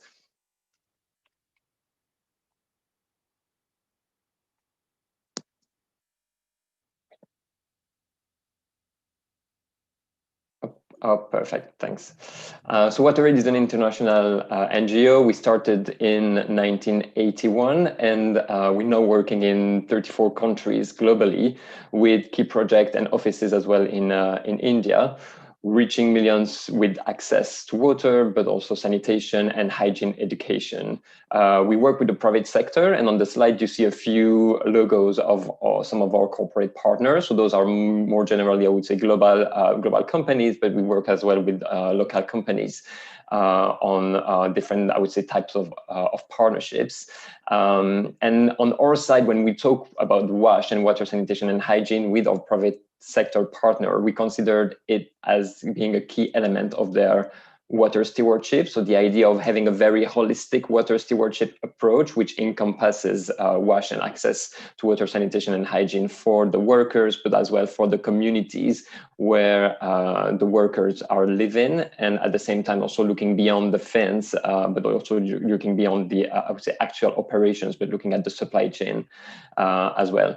So looking at the company's responsibility, we look into those three main areas, which are workplace, supply chain, and communities where workers are living. Next slide, please. And so in terms of the approach of WASH and where we see actually WASH, why it's important for the business, one thing to remind, I think, it's to think and to see WASH actually as being just the right thing to do. So it's actually complying with the human right for access to water and sanitation. So that's the basics, I think, for working on WASH. But there is also an economic imperative and an economic, I would say, driver related to WASH and access to WASH. So if we think about the recent crisis around COVID-19, and that has demonstrated the importance of hygiene and also demonstrated how fragile global supply chains are, and highlighting the importance of hygiene, but also more specifically hand washing being the first line of defense against the virus until a vaccine actually will be available. And we know that many millions of people, so it was estimated 450 million people by ILO in 2016, so many more now probably, are working in supply chains type of job, which are usually even more exposed to contamination and risks of infection. If we think about workers working in garment factories of 10,000 people and having, of course, close contacts with each other or living in closed spaces where the viruses might actually spread much more easily, access to hygiene and access to hand washing, aside from social distancing, for example, are very important. WASH in the workplace it's also very key in achieving the SDG 6. So we know the scale of businesses, and if we think about the scale of businesses and their supply chain, there's of course a big potential working with the private sector as an NGO to achieve SDG 6. And there's also costs related to the lack of access to wash, and in this case, a study more specifically related to the lack of access to sanitation that cost the economy more than $200 billion in 2015, just because people don't have access to toilets, so they spend time waiting to have access to those toilets, or walking to a potential toilet, or because they are actually getting sick because they don't have access to proper toilet and proper sanitation management. So there's of course evidence, and I would say macroeconomic type of evidence that show the importance of having access to wash, but there's actually still a lack of evidence supporting the business case for investing in water, sanitation, and hygiene project. And so if we switch to the next slide, those are a few, I would say, elements which shows what are the benefits to the business of having access or providing and ensuring access to wash facilities for their workers, but also the communities where the workers are living. So if workers have access to water, sanitation, and hygiene, they are usually in better health, they are more happy, they are more productive at work. And in terms of having access to, I would say, a better, health, better health opportunities, because you have access to hand washing facilities, because you have access to a toilet, or because you drink clean water, that might actually reduce staff turnover, staff being more happy to work in a company where they have access to those specific elements. If we think about an example, we have been working in garment factories, for example, in ready-made garment factories, where most of the workers are women, and having access to separate toilets and, I would say, proper and maintained toilets inside of the factories was actually an incentive for women to stay at the factory and being able to continue to work there, because they had a minimum level of access to, I would say, those basic requirements. I don't know if the slides are still on, but I can continue on some of the elements. So other types of benefits are reduced absence rates. So if you think about people having access to water, they would be less often sick and more able to come to work. So there will be less missing days at work, but as well less need to stay at work when the children, for example, are sick and can't actually, and need to have someone to take care of them, which will actually fall under the responsibility of women. And those women, for example, working in garment factories, they wouldn't be able to go to their job because they have to take care of their children. We also see opportunities for decreased operational costs. For example, we have implemented rainwater harvesting in some of the factories, using this water for, I would say, more operational type of uses within the factories, help the factories to reduce the amount of water they were using in their operation. In a country like Bangladesh, for example, where there's more and more restriction in terms of using water, groundwater, that was quite important. So we're moving towards thinking about wash and access to water, sanitation, and hygiene, not only as a good thing to do, but also something that has a business value, and that becomes like a core business priority. If you want to maintain the resiliency of your supply chain, if you want to maintain the resiliency of the business, you need to ensure workers and their communities access to water and sanitation. But we need to have more evidence around that. So all those, I would say, nice and elements which I have highlighted around reduced staff absenteeism, increased productivity. Distinguished panel of leaders from diverse organizations. All of these speakers are equally experts on India as well as on the broader Asia region. They will share their progress, challenges, and learnings about realizing a resilient recovery. Since the emergence of the pandemic, we have seen many groundbreaking commitments from the Indian government, the private sector, and from bilateral and multilateral organizations, ranging from mobilizing a direct response to the pandemic to providing fiscal stimulus to support economic recovery. On the energy and environment front, in response to COVID's blue skies, cities across India are collaborating to sustain cleaner air post-pandemic. These commitments to preserve environmental gains have never been stronger. In an effort towards social distancing, India has experienced the largest ever installation of smart meters, which has allowed electricity billing efficiency to leapfrog to 98%, while advancing energy efficiency. On the social front, as with any crisis, the most vulnerable segments of society have been hit the hardest, including India's approximately 140 million migrant workers who headed back to their villages as the pandemic advanced.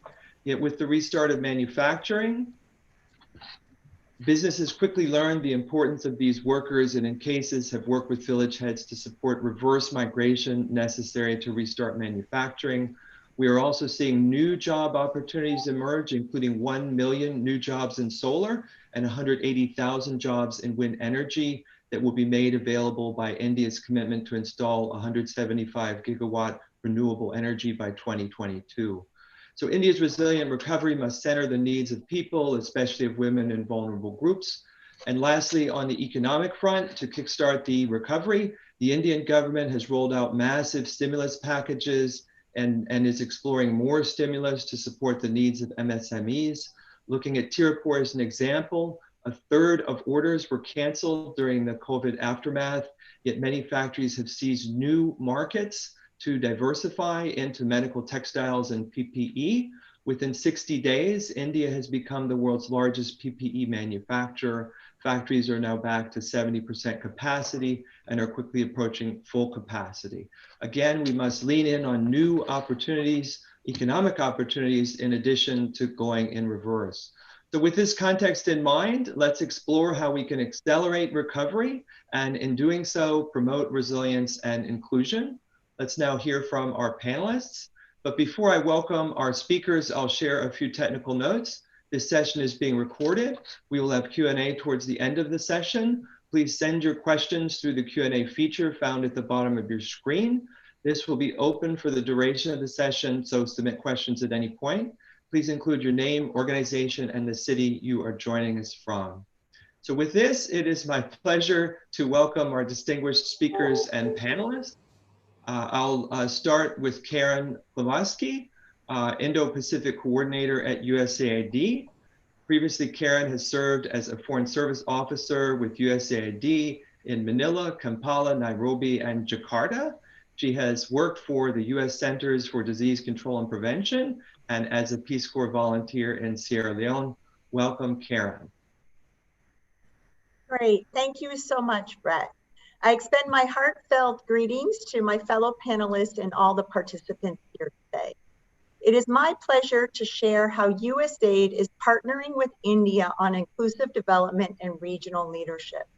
This has become more relevant in the context of the COVID-19 pandemic, where India and many nations in the world face the challenge of an economic slowdown impacting millions of poor people and vulnerable populations. These challenges provide an opportunity to use India's markets and skilled manpower to serve global and regional needs.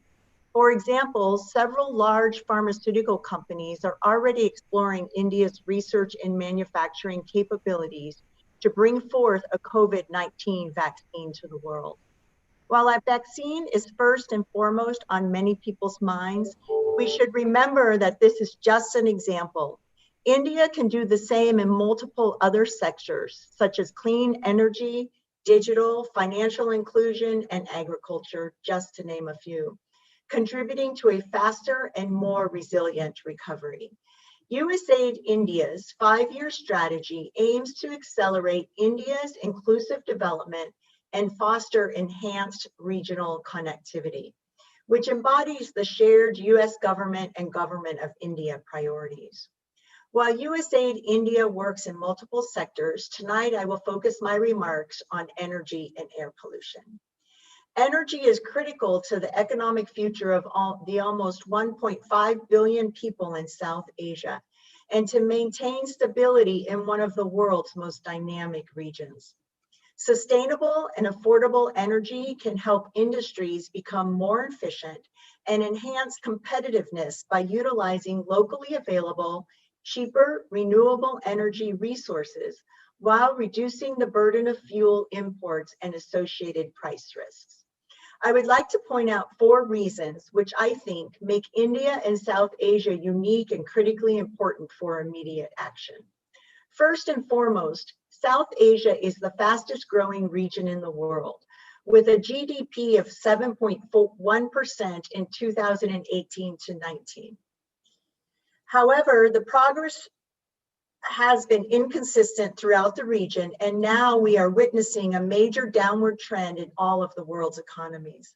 South Asia is home to 40% of the global population below the poverty line, and the region continues to face basic development challenges, such as poor education and health services, low per capita energy consumption, and low income. The region has the world's largest working age population, and together the countries must create 1.7 million jobs every month to keep these people gainfully employed. Rapid urbanization and rising middle-class incomes, including the expansion of the largely agricultural-based rural economy, have led to explosive growth in energy demand, while the power sector continues to be plagued by shortages and poor quality service. Secondly, South Asia must confront its burgeoning environmental challenges, such as the growing public health crisis due to air pollution. In 2013, the World Bank estimated the cost of air pollution in India at $505 billion, or 7.7% of the total GDP, a 5-factor increase from 1990. The story in other South Asian countries is quite similar. Such issues can no longer be viewed as side issues and must be factored into our approach towards delivering sustainable economic growth and development. Thirdly, the geopolitics in the region also make it unique. Together, we can support the region by working to make alternative investment options available that are aligned with our mutual values and goals. And lastly, but not least, is the growing market opportunity for the private sector. The gap between our current energy infrastructure and what is needed provides a great opportunity for the private sector to make available a vast array of technologies, services, and capital. The International Finance Corporation estimated a $2.6 trillion market for renewable energy, grid modernization, energy efficient buildings, advanced technologies, including battery energy storage and electric vehicles, as well as an integrated grid. India is already leading in some of these sectors, and its expertise and markets can be used to drive deployment in other countries. USAID India is now establishing a regional energy initiative designed to improve access to affordable, secure, reliable, and sustainable energy for all in South Asia. USAID's regional initiative will leverage our expertise and experience of working with a very dynamic Indian energy sector. We will build on the experience of mobilizing private sector investments in India for modernizing the South Asian energy sector, enhancing regional connectivity, expanding trade and commerce in energy products, and driving private sector innovations. This will enhance access to clean and reliable energy in underserved and unserved communities and will support the South Asian countries on their development journey. Today's event provided us an opportunity to listen and connect with other organizations with similar visions and objectives. USAID India looks forward to working with many of you as part of our regional energy initiative. Thank you very much.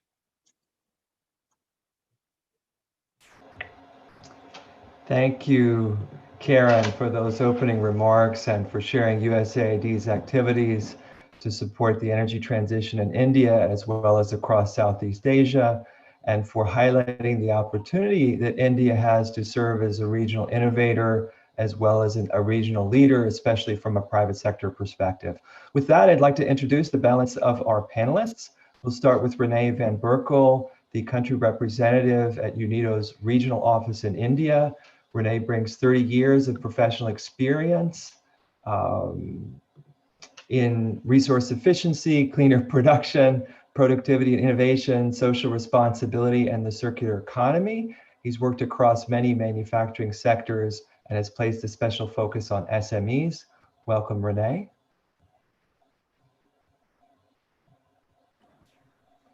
Thank you. Thank you. Next, I'll introduce Aditi Maheshwari, the Director for Climate Action at the UN Secretary General Executive Office. Aditi has been addressing climate change from both a public and private sector perspective for over 18 years. Her current role is leading stakeholder engagement to advance climate action and to support coalitions and initiatives launched at the 2019 Climate Action Summit. Her specialties are energy, the industrial transition, cities, climate finance, resilience, and nature-based solutions. Aditi, welcome. Thanks, Brent. Nice to be here. Next up is Ian De Cruz, the Global Director of P4G, Partnering for Green Growth and Global Goals 2030. Ian leads efforts to bring global governments, businesses, and civil society together to grow partnerships to address humanity's greatest needs. Prior to joining P4G, Ian worked at the Global Commission on the Economy and Climate as Deputy Director of Global Strategy and Partnerships, and at World Vision, he co-led the integration of climate change into core humanity and development work within that large organization. Welcome, Ian. Thank you, Brent and Vivek. I'm glad to be a co-sponsor of this event and look forward to thinking about a partnership we're involved in with you. Looking forward to that. And lastly, Anirban Ghosh, the Chief Sustainability Officer at Mahindra Group. Under Anirban's leadership, the Mahindra Group has developed an award-winning sustainability framework and helped double the per capita income of 20,000 Indians. Anirban is a founding member of the Carbon Pricing Leadership Coalition, and in partnership with the World Bank, he has facilitated the creation of the Sustainable Housing Leadership Consortium to accelerate the spread of green buildings throughout India. Anirban, welcome. Thank you, Brett. Happy to be here with you. Thank you for having me. So we'll start with our first question. And we'll go down each panelist to share your opening remarks. So from your own organizational vantage point, how are we performing in terms of balancing the COVID-19 recovery against a re-emerging and resilient India? Are we driving systemic change to build resilience, or are we slowly creeping back to the old normal? Please share examples from your institution. We will start with Renee to share the UNIDO perspective. Renee, you have the floor. Okay, thank you very much, Brent, for the introduction, and I'm very pleased to be here and represent UNIDO, the UN Industrial Development Organization. So our mandate is really around this inclusive and sustainable industrial development. So that touches upon many issues of resilience and the re-emergence of the country in terms of social, environmental, and productivity outcomes. I think that there are different points to be made, and I'm not there to judge where we are exactly, but maybe I can say that I mean, a starting point is that many people, and we work mostly with the manufacturing MSMEs, that the starting point is that there is a great desire to go back to the known part. So desire to go back where we left off at the beginning of the year.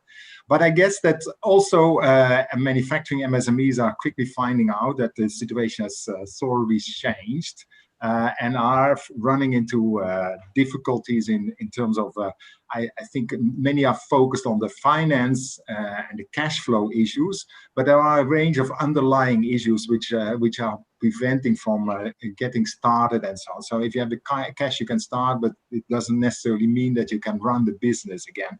So we found out, we did some surveys, we came to the kind of the unpredictability of the current situation. So how is this going to go forward in society, in the international trade environment, and the issues around how will demand develop? Will we ultimately need demand to get our products out of the door and get the economic system happening?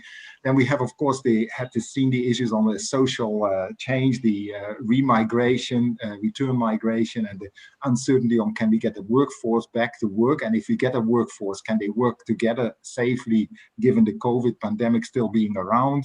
I think there were also issues on the machinery and inventory standing idle and decaying and having issues to restart. And people started too quickly and did not check enough, and that has unfortunately caused some accidents and related issues. And then the disruption of supply chains. So we already early came out with a kind of a platform that we can say that, and that's called Building Back Business from Crisis, B3C, MSME.org, which is kind of providing a roadmap for MSMEs to try to take stock of where they are, to de-risk their workplaces, and to get started with some of the things which are still meaningful, and look for new business opportunities, which is part of this repurposing, which you mentioned also for going into PPEs, and then also looking at a bit of business continuity planning. So that is our effort to help businesses to kind of capture again where they were, and also telling them that maybe not everything you did before makes good sense to start with, so let's focus.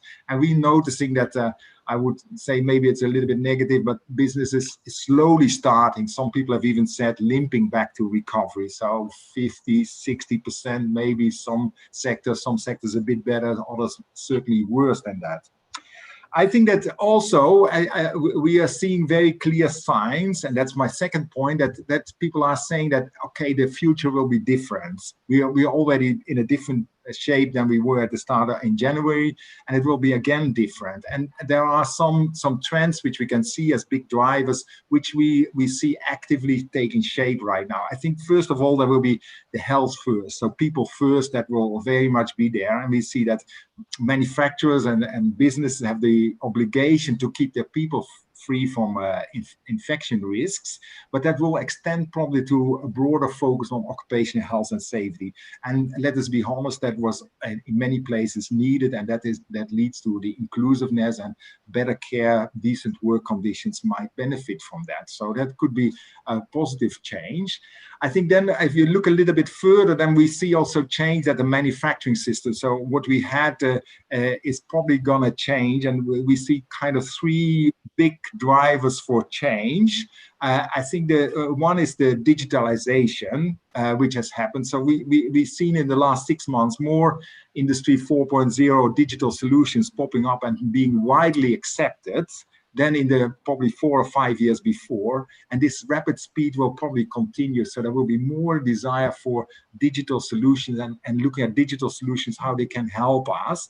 And from a manufacturing perspective, we say we need to manage this or maybe marry this digital development with advanced manufacturing technology so we can really benefit from this digitalization. The second point I wanted to highlight is then probably that we see also a recommitment still to the kind of the green and circular agenda. So I put everything there together, and I think that it's clear that what you also refer to, people as seeing that this air pollution, we can do it differently. We had more clean air days in Delhi this year than in the last 10 years, I was told. So, I mean, it's clearly that people see that this is something that we would want to. And to be honest, if the going is a bit tough in business, then one should look for savings opportunities, and energy savings, water savings are clearly an area that could improve. Then the third area along we see changes probably in the kind of resilience in the value chain. So we saw that very early on in the pandemic, there was an advanced roll-on effect from factories in China stopping down and no supplies coming in, that even before the virus had arrived in India, we already had some lockdowns, either because there was no supplies of parts and so on. So people are looking more at stress testing of their supply chains. We have seen that there's a sort of counter reaction on the ultimate drive to zero inventory and very short and efficient supply chains. People have come back a little bit from that, and there might be a reorientation of maybe reshoring, removing manufacturing locations. And also, I think from UNIDO's side, we see maybe bringing also manufacturing and product development more together into kind of integrated manufacturing and innovation hubs. But of course, I don't have the glass ball to predict what the future will be like. But I think that the circular digitization and resilience will be key drivers. As my last point, and for this first intervention, I want to say that the crisis of the pandemic and the lockdown have also kind of highlighted or exacerbated the weaknesses which we had before. And this hampers the kind of resilience. So in the MSME sector in particular, we knew that efficiencies and entrepreneurial capabilities, the way of finance, a lot of informality, those were kind of still happening there. And we had a kind of a subsistence MSME sector for part of it. And that has, of course, been hardest hit because they are poorest prepared for next steps. So we need to kind of make sure that we now take this also as an opportunity to lift and to address these root causes of the lower performance that we have observed from manufacturing MSMEs, that they were lower in terms of productivity, quality, health standards, environment, and waste-related ones. So let us take this as an opportunity to really bring not just only the kind of the social and environmental outcomes, but also focus on the manufacturing competitiveness, the productivity related issues. And that sounds maybe a bit like an old industrialization agenda, but it is very important to bring us to the next level of development for India. So I'll pause here, be happy to elaborate later on. Thank you. Thank you. Thank you very much for sharing that perspective from the MSME lens. Obviously with a heavy focus on pandemic industrial recovery, but also some innovations in the direction of circularity, value chain resilience, competitiveness, so on and so forth. So that's a very interesting context. We'll now shift to Aditi to share her thoughts from the standpoint of the UN Secretary General and the multilateral perspective. Aditi, you have the floor. Thanks so much, Brent. And as we've just heard from a micro MSME perspective, we're going to pull back and look at this from a slightly global and leadership perspective. And so thank you very much. It's a real pleasure to join you today for a conversation about re-emerging and resilient India. It's a really timely discussion on how India can recover better amidst this global pandemic, which is continuing to upend lives and livelihoods. And from my perspective, we'd like to talk about the pandemic from the perspective of the next crisis, which is, we see it as the climate crisis. And 2020, it was always going to be sort of a milestone banner year for the United Nations. On Monday, we commemorated the UN's 75th anniversary as we're entering the decade of action towards the Sustainable Development Goals and the Paris Agreement on climate change. But with the pandemic, the stakes are even higher than we thought a year ago. As governments are spending trillions on recovery, they have an even bigger task at hand with long-term consequences for generations to come. They have a responsibility to prepare us for the next crisis. They can either invest in old polluting industries and technologies, locking us into a really stark and devastating impactful future of climate change, or they can act with foresighted visionary leadership. And leaders can set the direction here for a better, more sustainable, healthy, and just future on our way to net zero by 2050. What we have right now, and I think we can all agree, is a unique window of opportunity. And through the conversations earlier today, we've heard other speakers refer to this. We're seeing some countries respond in this context, and like in their domestic stimulus and investment plans in response to the COVID-19 pandemic, countries such as the Republic of Korea, the United Kingdom, and Germany, as well as the European Union, are speeding up the decarbonization of their economies. They're shifting away from unsustainable fossil fuels to clean and efficient renewables, investing in energy storage solutions such as green hydrogen. And it's not just developed economies that are stepping up. We're seeing many in the developing world are also leading by example. Nigeria has recently reformed its fossil fuel subsidy framework. So putting all of this in context, the Secretary General has, for the last several months since the pandemic started, been calling for countries to recover better and has put out 6 guidelines that he's asked all leaders, from governments to the private sector alike, but specifically in the G20 countries, to take forward. And these are like investing in green jobs, do not bail out polluting industries, end fossil fuel subsidies, take climate risks into account in all financial decisions and policy decisions, work together, and most importantly, to leave no one behind. We already heard mention of the enormous employment potential associated with the renewables piece that was mentioned earlier. So I think there is a lot of scope to build out in this context and implement these 6 principles to sort of drive the Recover Better agenda. I would in closing right now, I'd just like to invite you all to join the Secretary General, as he will be bringing together a small group of global climate leaders, including a climate champion from India, who are taking the boldest climate actions as they recover better from COVID-19. Tomorrow on September 24th, and it will be broadcast on UN Web TV. And is this what we are saying is going to be the firing gun for the sprint to Glasgow and the call for increased ambition and action on climate ahead of COP26. So with that, I'm going to pause here, but I would like, if there's opportunity later, to talk a little bit more specifically about the role of the private sector and other initiatives that are really key to driving this ambition and action forward. Thanks. Great. Well, thank you for sharing the global leadership perspective and for also widening the discussion from COVID to the broader climate crisis. And the importance of ending fossil fuel subsidies, supporting green jobs, so on and so forth. That is very important context to this conversation. With that, we'll now move to Ian with P4G. Ian, over to you to share your vantage point from the unique organization of P4G.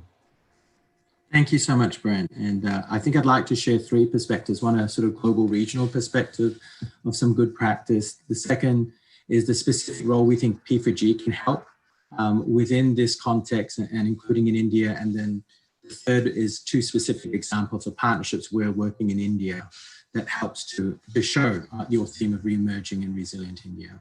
So the first one, I mean, touching on what Aditi sort of said, is follow the money, right?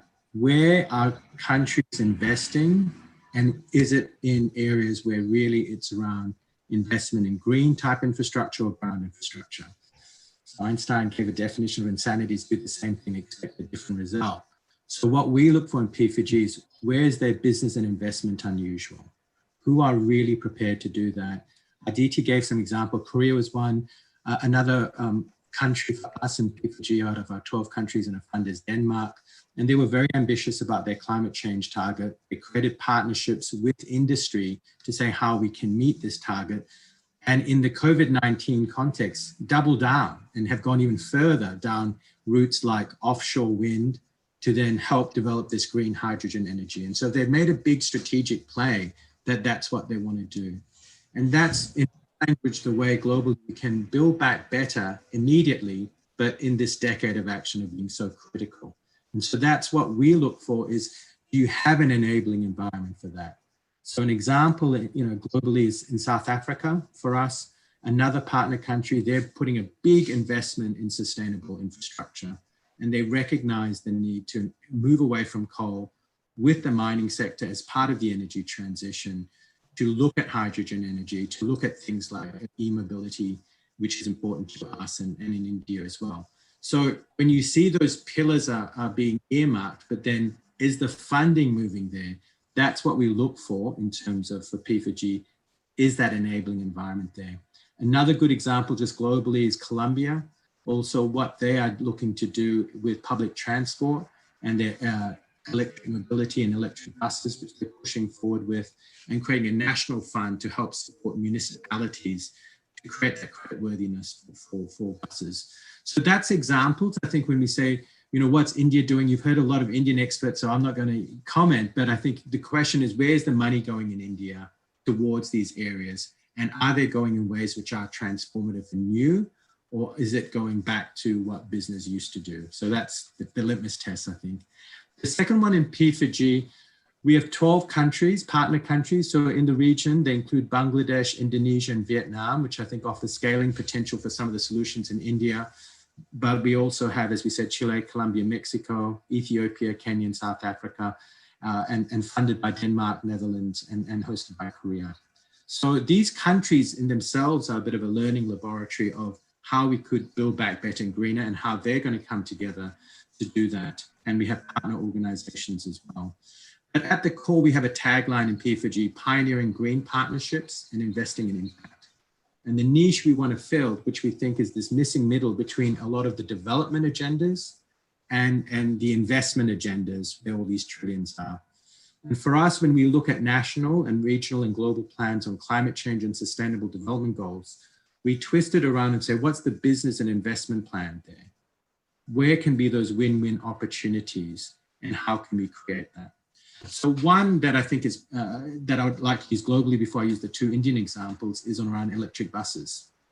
So for us, that is a solution that over time, and we see some leading practice in places like Colombia, but no, India is very big on electric buses. But how do we integrate and almost decentralize our energy and transport systems using electric buses as an example, but to almost create a new business and finance model that is also a new mobility model that can reduce air pollution, create greater access for people to jobs, and in a way which ultimately could remove the need for private car usage over time. And if you looked at a world in that context in a decade and said, what would the world look like? What would Delhi look like in that world? And imagine and create your industry and economic incentives around that. That's the kind of world that we're looking for. And so that's what we're doing in Colombia on electric buses with Chile and Mexico. We know Indonesia's interested, and in India, there's clearly a good mix, but it requires an integration of your energy transport systems to come together. But we see that there's triple wins economically, socially, and environmentally. So the third one is in India, what we're doing. And so we've got a partnership with yourselves, with ISC and EESL on energy efficient motors, looking to bring industrial energy efficiency to the small, medium enterprise sector, but across the industry to really bring that energy efficiency in motors and potentially bring 35 million. But we think that that's the tip of the iceberg. And when we look globally, what we are really impressed with the Energy Efficiency Services Limited is it does energy efficiency at commercial scale without subsidies to unlock the business model value. And that model for us is something we're really interested in. We've spoken to Sarup Kumar on many occasions regularly about how do we take that model of energy efficiency in terms of a commercial model at scale in other countries, whether that's Bangladesh, Indonesia, Vietnam, and beyond. And that's what we're working with you on, using as a first tranche the energy efficient motors in the industry sector.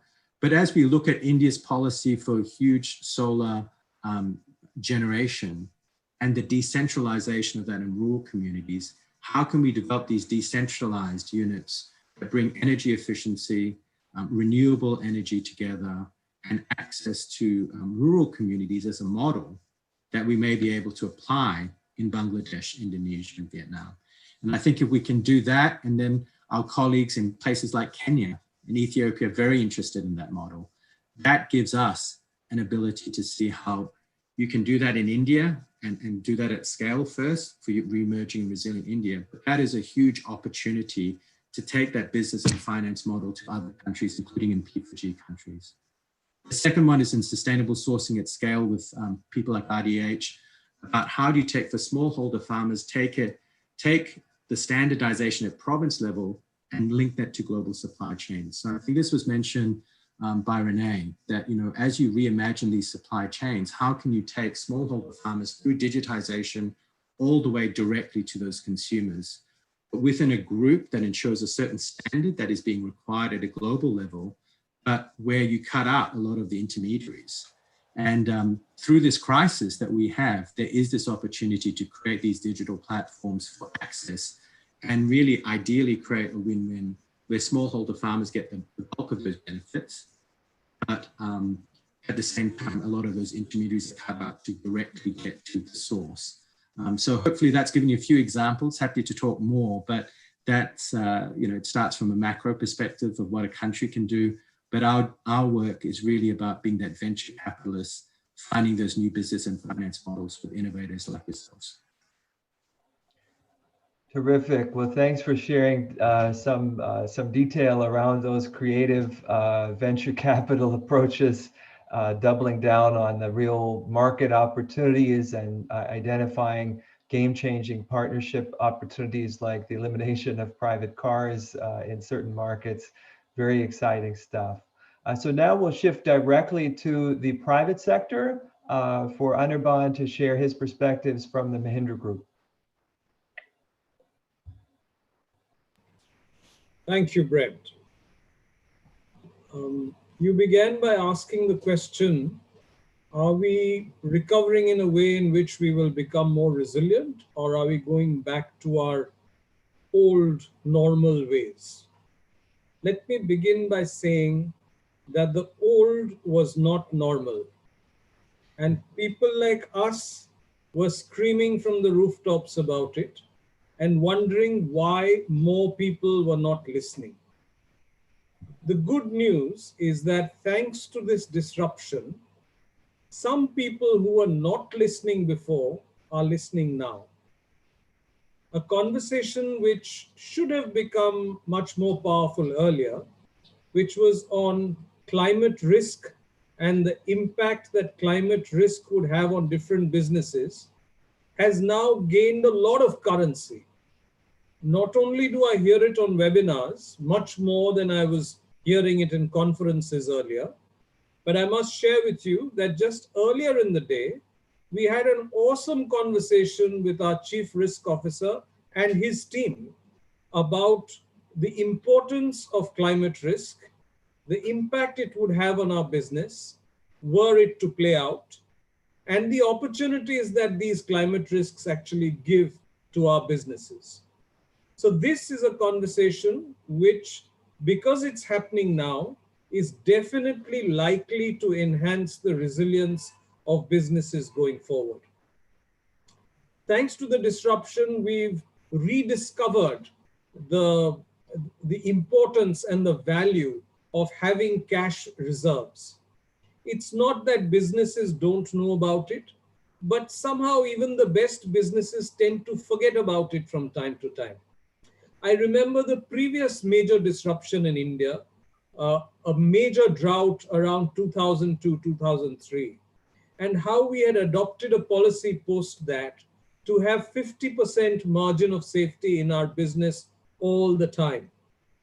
As it turns out, we were not quite at 50%, we were a little bit lower, and the disruption was much larger. But because we still had very strong cash reserves, our business has been able to be resilient. People within the business have not suffered, and we have the ability to restart business in a reasonably normal way once again. So the rediscovery of the value of cash reserves is another very important thing in the effort to be resilient in future. In Mahindra & Mahindra, we once again started valuing the synergy of the two major businesses we have, automotives and tractors. While nobody was able to buy cars for almost 3 or 4 months, farmers were buying tractors because agriculture had to happen, land had to be prepared, sowing had to be done, it was raining already, and therefore the tractor business continued to do well. And this combination of automobiles and tractors, it's been seen in the past, one inevitably helps the other one out. It is a stray occasion and both of them are not doing well. So this is resilience built into the business model of the organization. We are also delighted that in recent times, we are seeing a sharp increase in the adoption of vehicles powered by electricity and by compressed natural gas in comparison to diesel. The base is still small, but the growth is very, very encouraging. A program that has enhanced or enabled resilience of our people during the disruption is a wellness program which our managing director had started a few years ago. At that point in time, we didn't know we were going to go through this disruption, which was actually going to be a big mental stress for people. But thanks to the wellness program, we have access to not just doctors, we have access to mental health practitioners, we have access to physiotherapists, we have access to yoga practitioners. There are sessions being done online. All of us can participate in it, as a result of which the mental dimension of dealing with this disruption was so much easier, not just for me, but for so many of my colleagues. And I keep getting feedback on that from my team every day. So we rediscovered the value of the wellness program. And we're really happy that we have it there because it helps us be resilient at a people level all the time. Renee talked about digitization, its acceleration across the board, especially in helping people buy things like cars without going to a dealership. I don't think any of us have ever bought a car without going to a dealership, but it is possible now. If you want to do it, it can be done. And the car can reach your home without you ever reaching the dealership before. So this is just one example of an area of digitization. We know the extent of digitization that is happening in the payment sector, and I'm sure there are many, many more. I'm very happy that Ian mentioned energy efficient motors. Maybe Ian knows, maybe he doesn't, that when ESL started this program, those motors were first tried out in our factory. In fact, ESL has a carte blanche to bring any energy efficiency technology, check it out in the Indian conditions in our factories. If it works well, go out and give it to everybody in the world, no strings attached. And we are happy to buy the product as well. So if I'm not mistaken, we are almost near 1,000 energy efficient motors from that program in our factories. And that's helping us enhance energy efficiency. One of our factories has doubled energy productivity in 4 years' time. The target, by the way, was 25 years. And energy efficient motors played a very big role in that. There's also energy efficient air conditioners, a lot of heat exchange programs, and a whole bunch of things in the energy efficiency space, all of which are continuing at pace. These are all adding to, we expect that all of these will enable greater resilience for the business going forward. Because, you know, if we recover from, or rather if we get back from COVID without being more resilient in the future, by being as susceptible as we were to COVID this time, then maybe it will be a resumption, but we can't really call it a recovery. So if we want to call it a recovery, we must make sure that whatever we do, we reduce our chances of being adversely affected at this scale from the next disruption that is likely to happen, because it is more a question of when rather a question of if.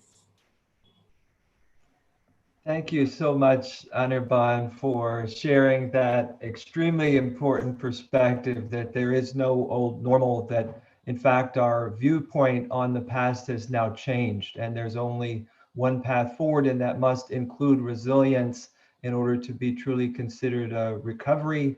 Thank you also for sharing details about the Mahindra wellness program, as well as the energy efficiency support that has led to P4G's own advancement of that throughout Asia.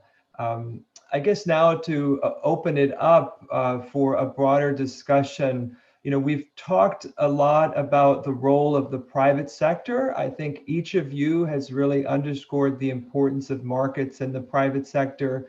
And we've also underscored the importance of a social and people element of recovery and resilience. And I guess my question is, to what degree are markets sufficient to really advance social resilience and address many of the challenges that the pandemic has put a spotlight on, or to what degree that needs to be conjoined with other policies or other types of social support that would be provided from governments, how much can we expect the private sector to advance social resilience and equity, and what is necessary to support that, to really complete that element of a resilient recovery? Who'd like to come in on that first?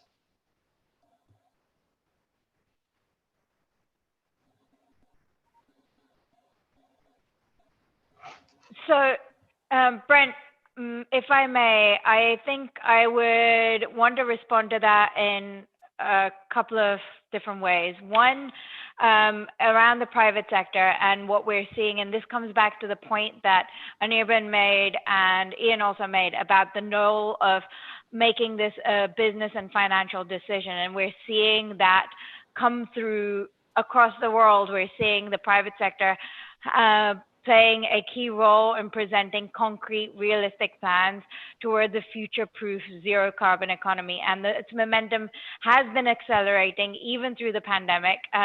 In less than a year since the Climate Action Summit last year, the number of sort of net zero commitments from companies have roughly doubled. Globally, I think it's 1,541 companies have committed to net zero targets and are combining with a combined revenue of $11.4 trillion. That's equivalent to more than half the US GDP and covers a greater amount than India's annual emissions. So in future, this recognition about climate as both a risk and an opportunity is being integrated. Business is taking this on board and is running with it, and they are the need to create long-term strategies, thinking about science-based targets or access to renewable energy. These are going to be number one factors for broader business decisions and also the broader license to operate, because the financial sector is now paying attention and calling on this. There is more risk. There's a requirement around risk disclosure that is coming through, and investors are asking for how companies are looking at climate risk and integrating that in. But in that context, and I talked about companies that are doing this, in India, companies are doing the same. 43 companies have already been part of this movement towards net zero. 14 already have approved targets and are leading the transition to a low carbon economy. Businesses are stepping up with commitments to 100% renewable energy, net zero emissions. We've already heard from the Mahindra Group on their commitment to carbon neutrality, but Bharti Airtel, Dalmia Cement, Wipro, others have all joined the call to recover better. And all of these impressive examples at home have enabled India to take the helm of industry transition and trying to shift towards low decarbonization, and they've launched the Lead It initiative together with Sweden at the Climate Action Summit last year. With the recent announcements from the cement sector collectively to supply net zero cement by 2050, this initiative is already showing the fruits of its engagement only just a year later after its launch. So from our perspective, we would really strongly encourage the private sector to join the Lead It initiative or other industry initiatives, for instance, on cooling, on shipping, on energy efficiency, net zero buildings. We've heard on the work that the EESL is doing, and that's a great opportunity and a model to replicate, right? And we heard from Ian sort of the initiative that the government's launched around the One Sun, One World, One Grid, which is extremely impressive and taking forward the International Solar Alliance. It has the opportunity to do that same scaling up of the business model, bringing the private sector on board and exporting its approach across the world. So, and Ian already touched on that, but there is a lot that the private sector can and is doing in this space, and we should not, and we need to keep creating the conditions that allow them to do more and take on more in terms of risk management, but also the opportunity to transform our economies for the future. Terrific. Thank you for all those compelling examples about the leadership coming from the private sector. Ian, it'd be great to hear your perspectives. Yeah, I mean, we're slightly biased because it's in our title, partnerships, but it's not an either or. We really think that it has to be governments and businesses working together. And Anya gave a great example, right, where you're saying ESL, which is a government entity, is there to create those commercial models, but they have carte blanche to go into Mahindra to experiment, to also be a source to procure those services, but then to share that with the world. I mean, that's a very quick way of government, business working together. I think in a strategic way, an example that I would like to use is how Denmark developed its offshore wind capacity from, an energy transition issue, and it involved the government, development financial institutions, but even in their 70% target, right, to reduce this by 2030, which is super ambitious, it brought industry, and they said, we don't know how to exactly get the whole way, but we want you, industry, to help co-create with us what those solutions that can be, because at the end, the key is this is not a zero-sum game, this is not a cost, but it's about the new business, finance, and market opportunity that we can unlock, which in some of the work I had done with this group called the Business Sustainable Development Commission and New Climate Economy is this $90 trillion opportunity. So people, I think, are still caught in this. This is going to cost more money. It's going to be a more negative impact, but there are these winning solutions. But I think getting private sector involved early with some of these stimulus packages, with some of these targets, with the carbon pricing policies, whatever these are, to see what is the investment opportunity, what's the business opportunity from doing that, I think is critical.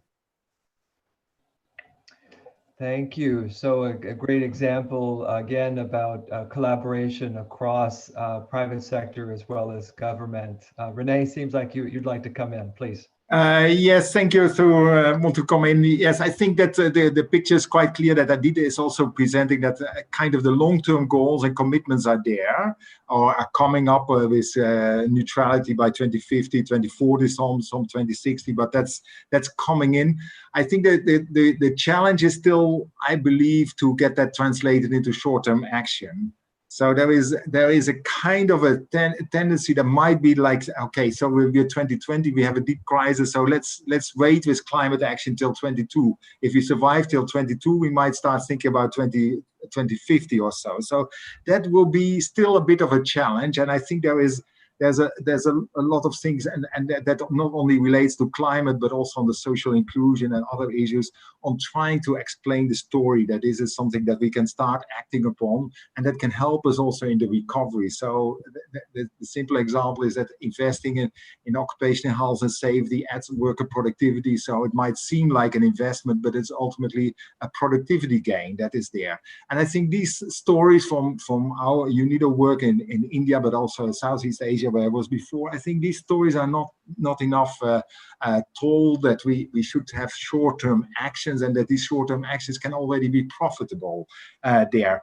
And I think in that area, I would also make a point on and UNIDO is doing some work on that, linking this also to innovation. So can we find mechanisms for spurring innovation? So we know that some countries are more innovative than others, like the typical examples are Korea, Japan, Germany, others are less. What are the differences? Can we find, rather than creating institutions, can we find processes and partnerships, so organic things that work in a kind of a jazzy world, that we work and partner for innovations today? I want to come back also to your question, because you asked, and can markets do this? And I think then we need to have a proper understanding what we mean by markets, because I think that often it's being understood as financial markets, but also ultimately financial markets are also led by what is consumer demands. So I think that there is also a huge opportunity and maybe a task ahead, that we get institutional consumers and individual consumers bought into this. I think with institutional consumers, then we really need to look at the government procurement by the state-owned enterprises of the public sector units, as we say here in India, to see that they really walk the talk. And then it's not only about promoting green energy from a policy perspective, but it's also then procuring that into government. And there's so many other examples where we can see that. So if we could talk not just about the financial market from providing investment space to do the transitions, but also in terms of a market pool from the products and services side. I think that would be very, very much appreciated. And I think that this links also back to what Aditya was earlier saying with the Secretary General's principles on the make the recovery a green one. So make the recovery and bailout conditional on some progress towards social inclusion, towards climate change, towards other environmental issues. Thank you. Thanks for that. It seems like we've got time maybe for a few more comments before we wrap. In that all of you represent regional institutions, I did want to shift the lens from a resilient India to a resilient South Asia, if not resilient Asia, and get your perspectives on how we can promote collaboration throughout Asia against advancing resilience, or how we can also promote India's leadership in that process. You guys touched on this in some of your opening remarks, but I just wanted to have a little more discussion around that important point. Who'd like to come in on that topic?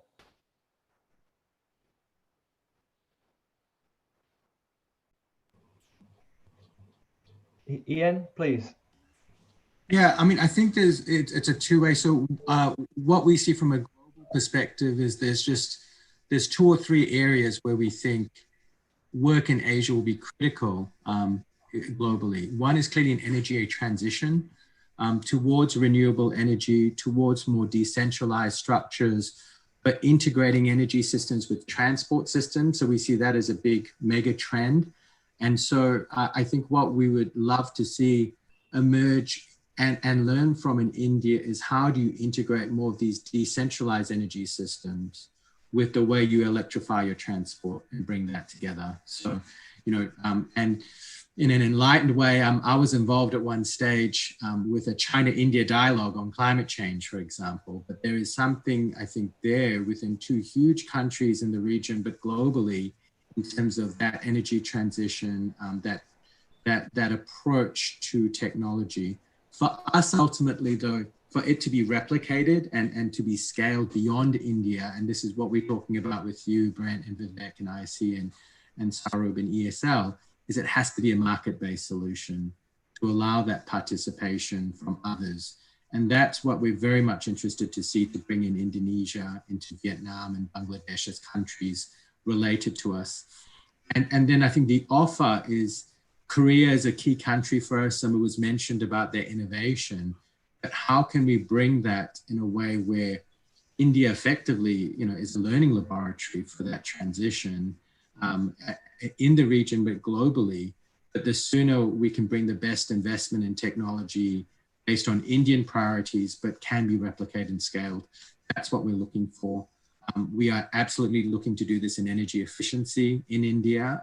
Concretely, we're looking to do this also. I think the other big part we haven't talked about today is, but I touched on, was around sustainable agriculture and around smallholder farmers, so that you can still keep the integrity of those units, but give them access to these global markets at scale, and how we can do that. I think there's something that can be done in India. And I think the third one is around these supply chains and using this digitization to get direct access to markets. One thing we're doing in work in Bangladesh, but I think it also applies in India, is of course around the garment manufacturing industry, and how sadly COVID-19 has exposed that garment manufacturers and particularly the workers are the last part of that value chain, and are most disrupted even when there've been orders made. So, what we want to see is how do you put those workers at the heart of that value chain transparently, to be able to then build these new business and finance models from the disruption that we have. So we've got a lot to learn from India, and I think if India is able to, in the way Ania sort of mentioned, say we would like to share this, and we have very much countries in Bangladesh, Indonesia, Vietnam, Kenya, Ethiopia looking on and looking to see what they can learn. Thank you, Ian, for sharing tech transfer, dialogues, supply chain reconfigurations, all as possibilities for advancing resilience throughout the region. Anirban, it'd be great to hear your perspective on this. Brent, it's interesting, but your second and third question are actually linked in a very nice way. That if South Asia has to be resilient, probably the biggest story for South Asia is social resilience. And I was delighted to read that illegal migration from Bangladesh to India is actually reducing on its own, because people now have a better life to look forward to within Bangladesh. And a lot of it may have to be because of the supply chains that have been set up, and you have manufacturing of garments and textiles and various other things in Bangladesh. But whatever it is, there have been two major reasons why South Asia has experienced the sort of turbulence that it has. One, of course, is that some areas developed and some areas did not, and there was movement of people.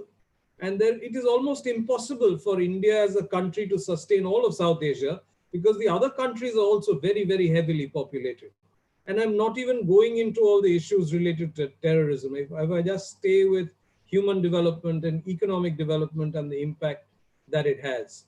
So enabling social resilience or enabling development as a way of increasing social resilience within South Asia seems to be a very effective method. Corporations, of course, will play a very big role. In fact, I think it's underappreciated that one of the major reasons for social resilience is employment and solutions for a better life, both of which come in large measure from corporations. In a developed nation, more from corporations than from government. In a less developed nation, more from government than from corporations. But we can't do without both. And I don't see how that will go away. And like Renee expanded the understanding of markets, the employment market and the consumer market will surely play a big role in enhancing social resilience, not just within one nation, but within the region of South Asia. I want to close by mentioning the interesting role that the CSR legislation in India is playing in enhancing social resilience. And there I must mention the project that I'm personally very proud of, which we implemented in rural India, where thanks to integrated watershed development and all the work associated with it, 20,000 Indians experienced doubling of their per capita income over a 5-year period. This is not an isolated incident, nor has the opportunity gone away.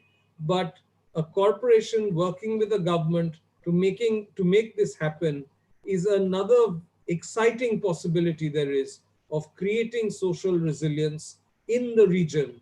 And the more social resilience and the more safety and stability that you have, greater will be our chance to take climate action, because you won't have to worry about are people safe, are people healthy, and you will be able to do much more in the climate space.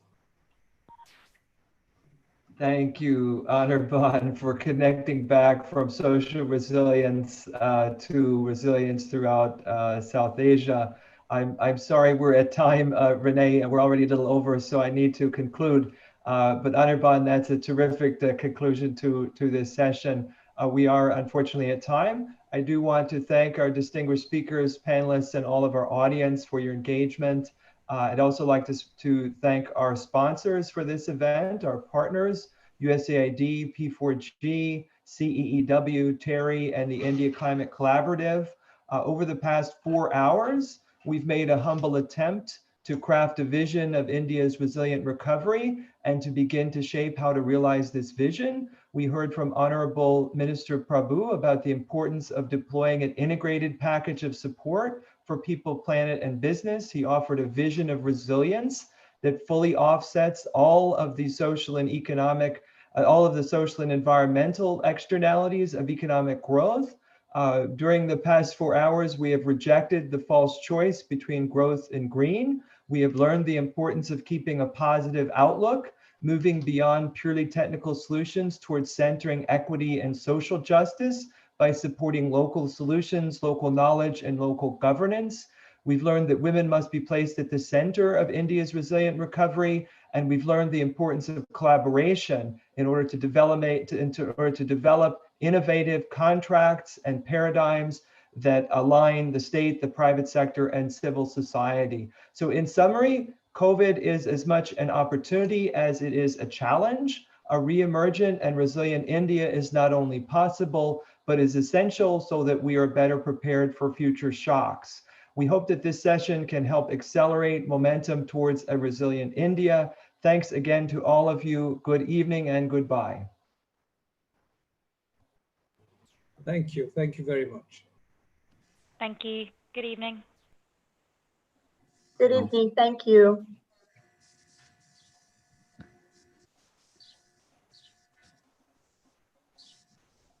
Bye, everybody.